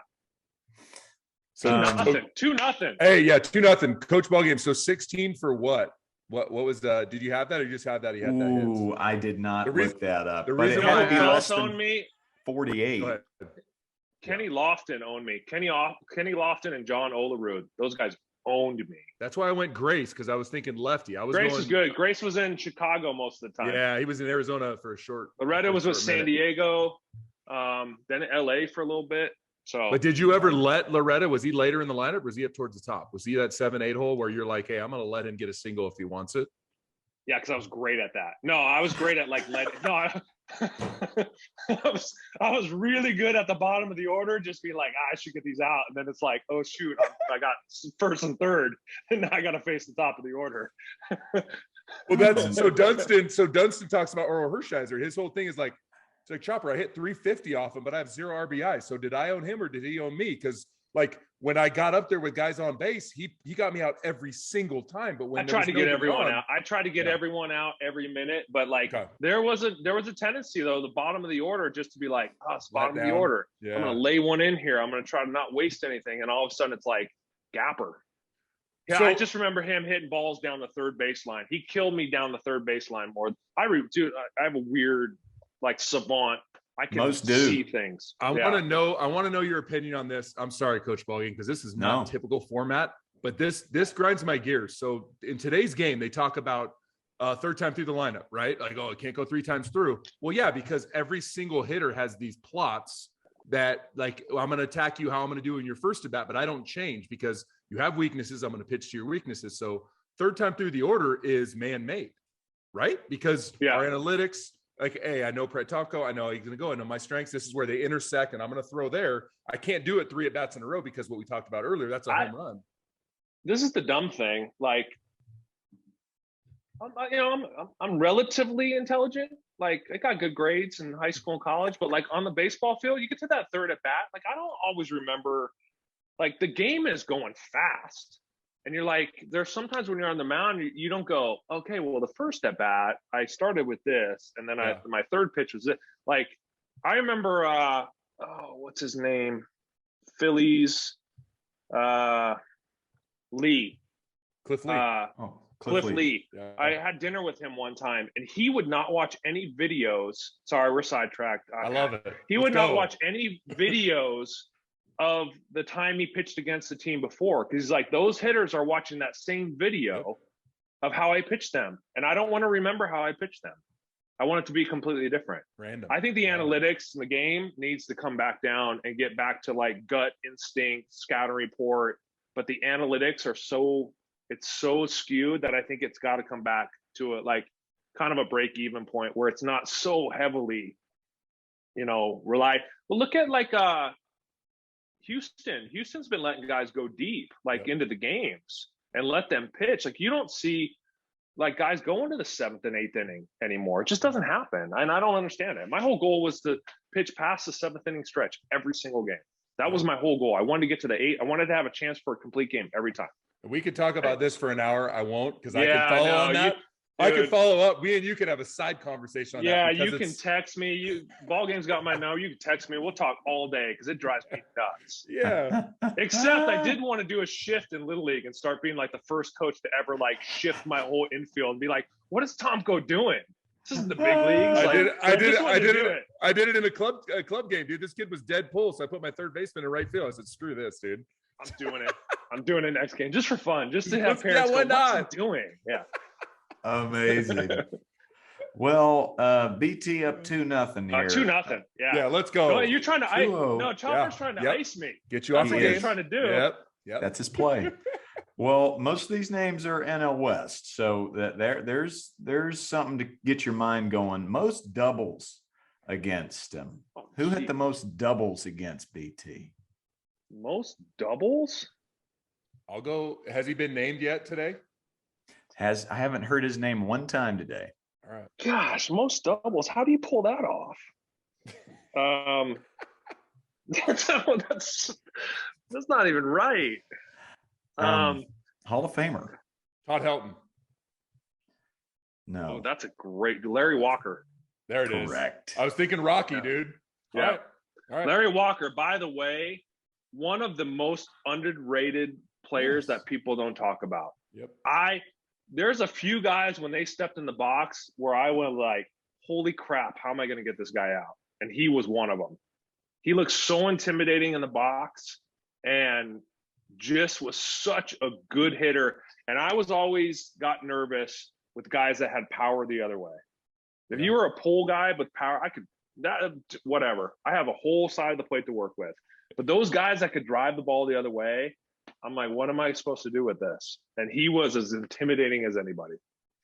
Great compliment. Young hitter. Yeah, great mullet. Young hitters, like, don't miss that clip. Coaches, don't miss that clip. Like, if you're just a dead pull hitter, pitchers, they'll throw you away. Go ahead, take your single. I don't care. My kid, when we get in the cage, everything on the tee is the other way. That's everything. Right. Same. And he struggled like in Little League, and he was crying one night, like couldn't figure it out. Like, and I said, all right. And dad, what does dad know? Right. And like, not going to listen to dad. And I was over it. There was a moment where I was like, I don't want to talk to you right now. He yelled at me at practice. I'm like, I don't want to see you. So he came in, he's like, Dad, I want to go in the cage. And I said, this is the deal. We get in the cage. Like, I'm doing this for you. I'm doing this because I know this will make you better.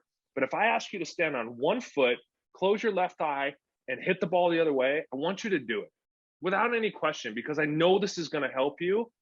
And I'll tell you the reason after we do it, but you got to buy into this. And literally I said, when we get in the cage, every time I put that tee down, everything is the other way, period, from now on. And his hitting has gotten drastically better. Yeah. He's inside. And even in the game, I've said, dude, hit a hard ball up the middle. I don't care what you do. Try to hit a hard ground ball between the guy's legs. Because if you get under it that much, it's a ball off the center field fence. That's it. And if you're a little bit early, it's in the gap. If you're a little bit late, it's in the gap. If you're real early, it's down the line.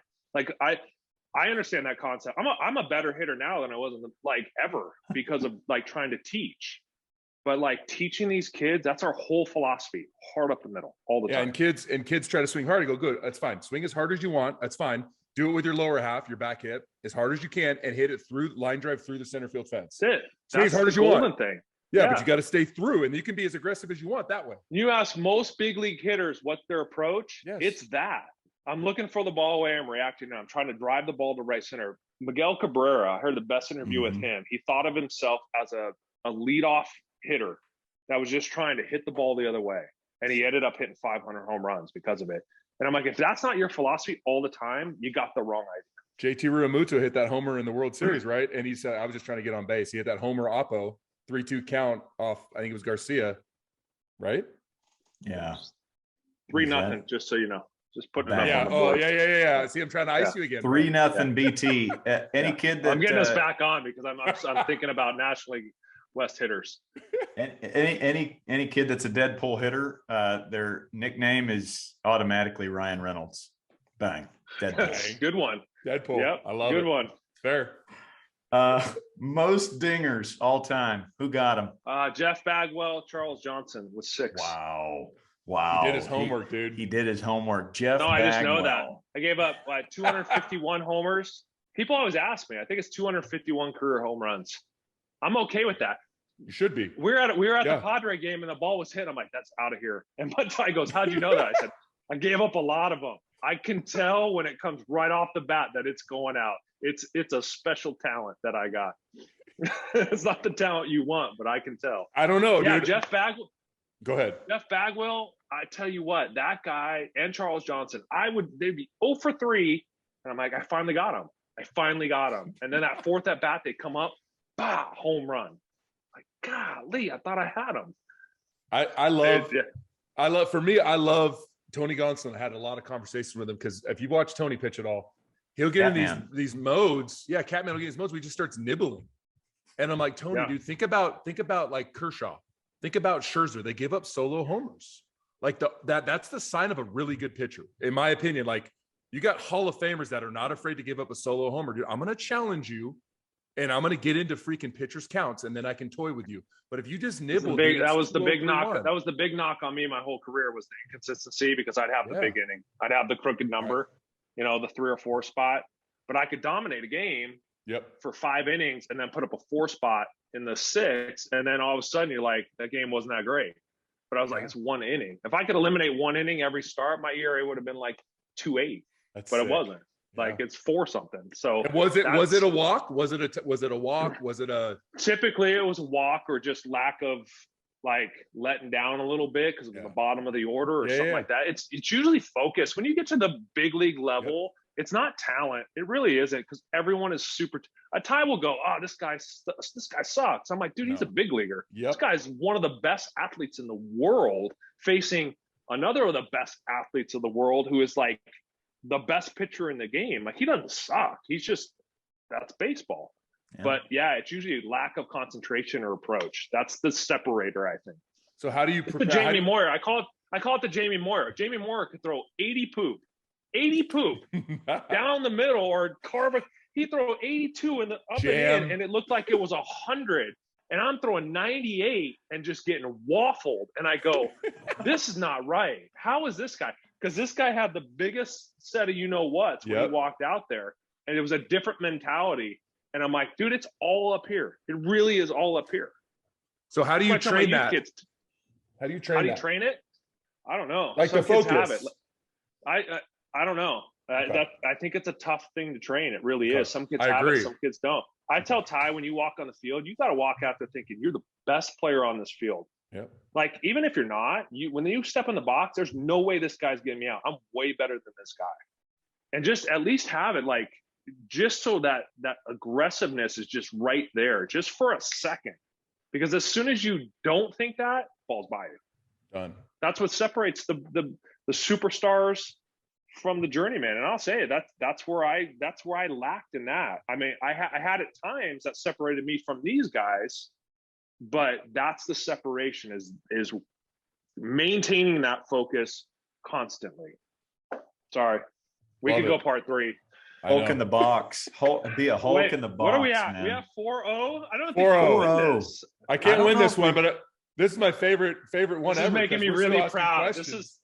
This is like the best part of my week right now. You're the dominator right now. Could it be our first shutout? Dominator. Could it be our first shutout?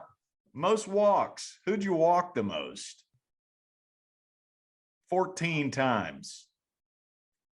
I want to say Kenny Lofton, but it's not. Because we haven't heard his name today. Because I walked him all the time. Bonds. Gosh. Correct answer is Barry Bonds. Let's go. With 14. I mean, that's pretty much everybody that played in the 90s. Some of them were intentional. Yeah, you had intentional walks in there. Yeah. I'm going to make this one worth 2 points. Who's second on that list? You still can't win. As long as I walk out a winner, I'm happy. No, I'm just kidding. Who's second on that list? You walked him 12 times. We've also heard his name today. Jeff Kent. Yeah, I would have said incorrect. Jeff Kent. What? Oh, Kenny Lofton? Jeff Kent was 11 maybe, but this guy's 12. Todd Helton. Also correct. Let's go. Ooh, 4-3. Good game. It's like the same 6 people. Ask the next question. I'm just gonna say Dave Roberts. Dave Roberts.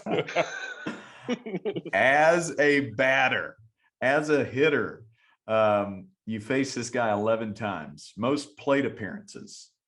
What pitcher did you face the most as a batter? Andy Ashby. Good one. Wow, that's well done. Andy Ashby is correct with 11. 5-3 ball game. You know why? Because I faced Andy Ashby 5 times, I think, in one season. We matched up five of my starts against LA. How'd you do? 4 or 5 against Ashby. I think we kind of split it. Okay. But I just remember, I'm like, dude, I'm facing Ashby again? Like, and he is nasty sink, like hard sink. Yeah. And you go around to bunt on that thing, you're like, dude, I'm gonna break a finger. Like, I don't want this. In my prep, super nice go guy. Ahead. Super nice guy. Never played with him on the same team, but he's a nice guy too. You don't want to hurt your hands as a pitcher, dude. That's the thing. No. Like, you just. One thing I'm jealous of you faced Jim Abbott, and you got a knock off him. I think you got a double off that cutter. I'm guessing. I mean, Sorry about I it. couldn't hit for a while. No. Sorry about it.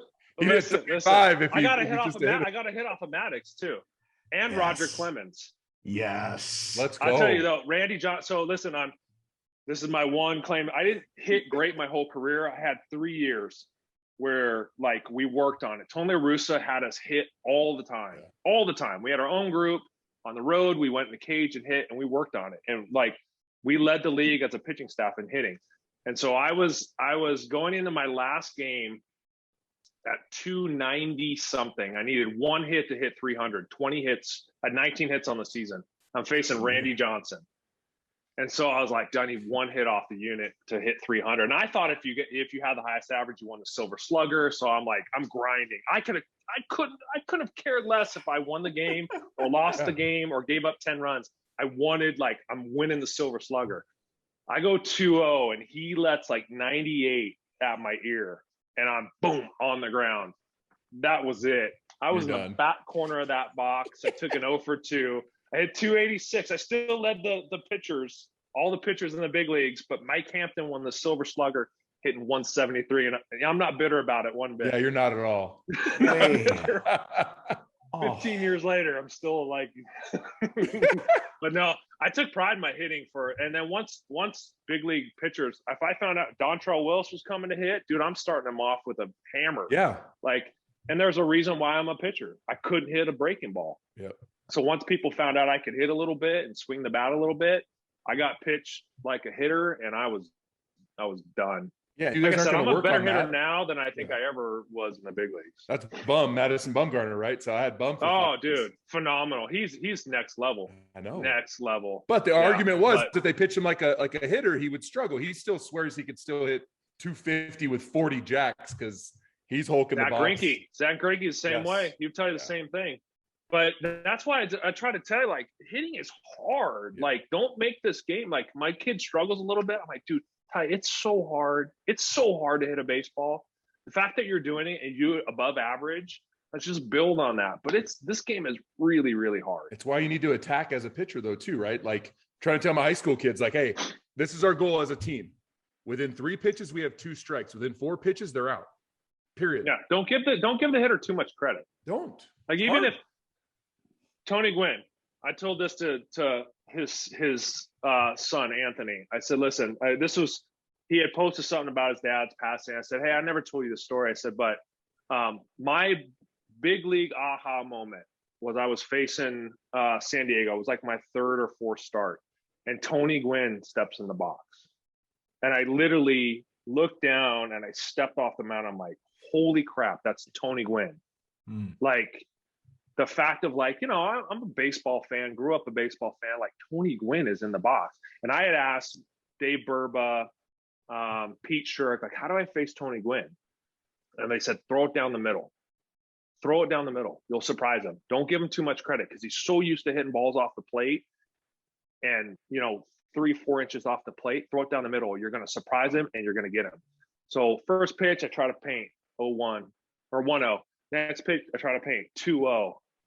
I'm like, I'm going to throw it right down the middle. Throw it down the middle. Roll over to second base. And I looked at the dugout and they're like, so I was like, all right, next at bat, ball 1, ball 2. I'm like, I'm going to throw it right down the middle. Throw it down the middle. Pop up to short. What?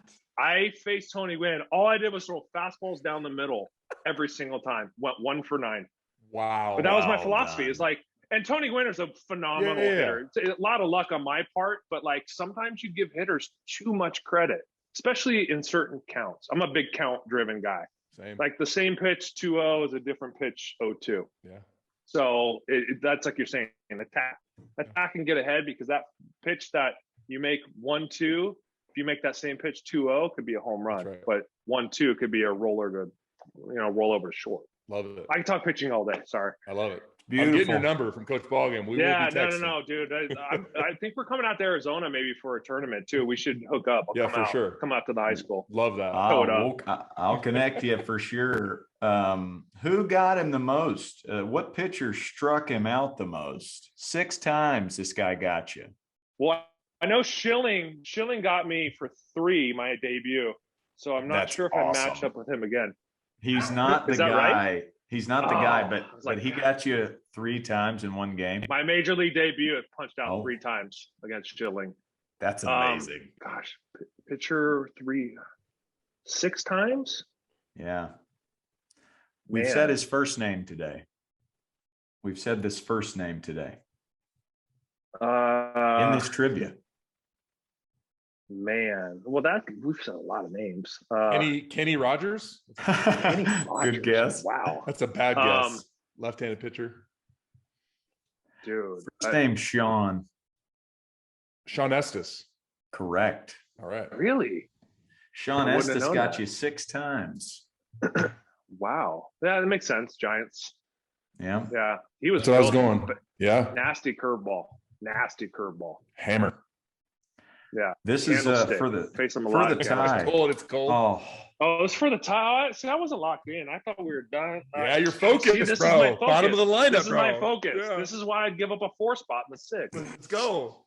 Big inning right here.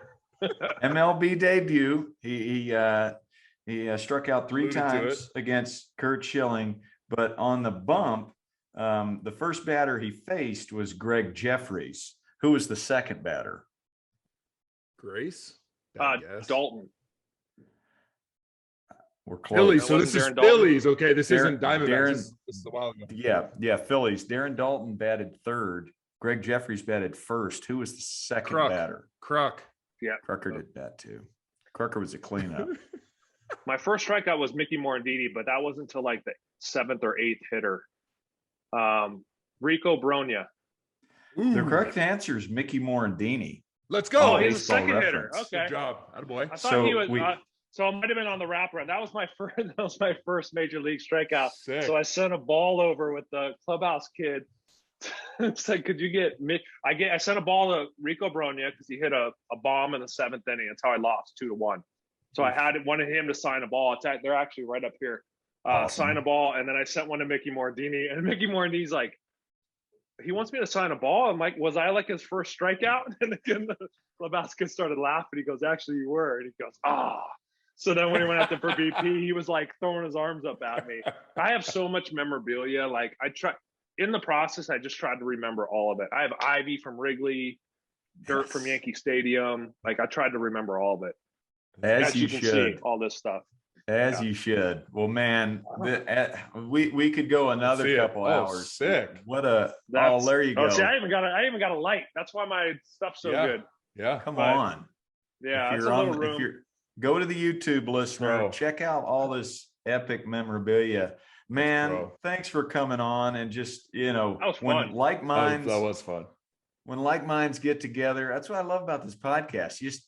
Just like-minded folk, really kind of talking about what we fell in love with about the game and what we strive to do to make kids better people. And it's turned into kind of a great forum to teach parents how to parent and coaches how to coach, which is super, super important these days, just to teach love of play and character, period. How about that? Love of play and character. So I love what you guys are doing. I mean, what you're doing, Coach Ballgame, is phenomenal. Chop, what I've listened to and how you're coaching those kids in high school. And, I feel like it's the same way. Like you're putting so much love and heart and soul into it. Like, and who knows what's going to happen to those kids, but you could impact those kids for a lifetime, for a lifetime. I know I had coaches that impacted me in good and bad ways, and I never want to be that bad way. But what you guys do, it's inspiring. Like I said, I use stuff that Coach Ballgame is teaching his kids where I'm like, that makes a lot of sense. I'm going to do that. Like, and some sticks, some doesn't. Like you got to throw out all sorts of stuff, but to have an impact on so many youth kids, I still remember some of my little league coaches to this day and teaching stuff. So like what you guys are doing is phenomenal. Thank you, dude. And like for me, I have teachers that are like, you were in the big leagues last year. And I was like, yeah. They're like, well, do you miss it? Or I go, no, I'm in a way more important place now. Like I'm breathing life into the next generation.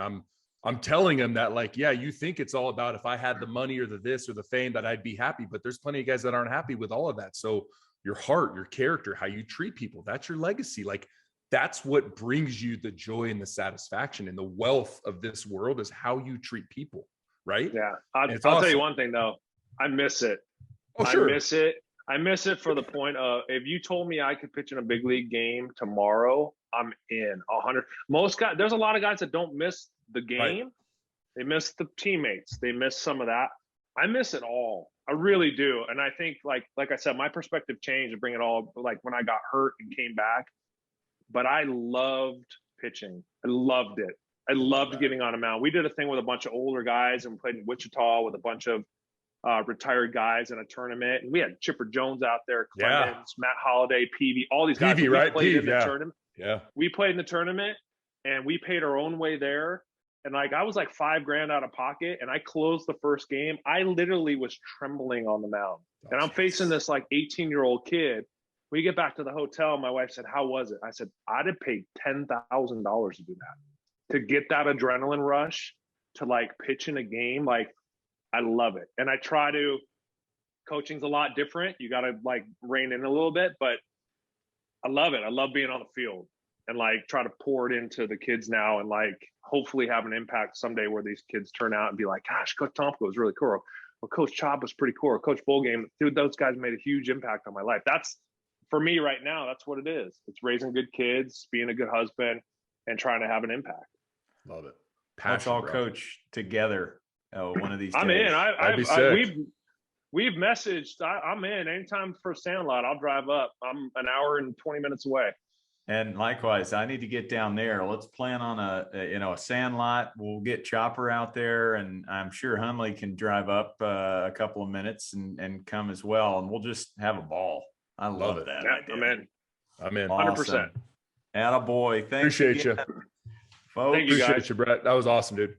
Look forward to learning more from you and everything. I'm excited to get connected with you, bro. All right, guys. Appreciate it. See you, Brett.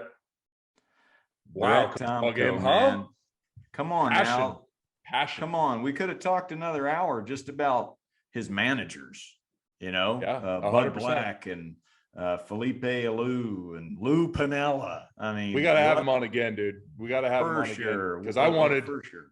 Yeah, I was somewhat bad form on my part, like going trivia, and I'm still firing questions because, like, first of all, he's open and honest, and he's got all this knowledge and all this experience and all these relationships. Yeah, we got to know about all of his managers and their leadership styles and what worked and what didn't necessarily inspire as well, and what he learned from that. Like, what a guest, dude. That was unbelievable. And you know what?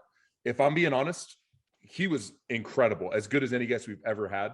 But what I'm taking away from this podcast is I don't know my kids that I coach. I don't know their love language. So I have to know that. Bang biscuit. I have to know it.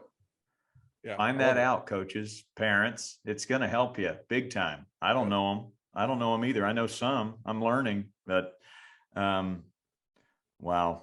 I think the only thing we can say to close this one out is keep raking and bang. Have a great week. Appreciate you, Coach. That was awesome. Bye-bye.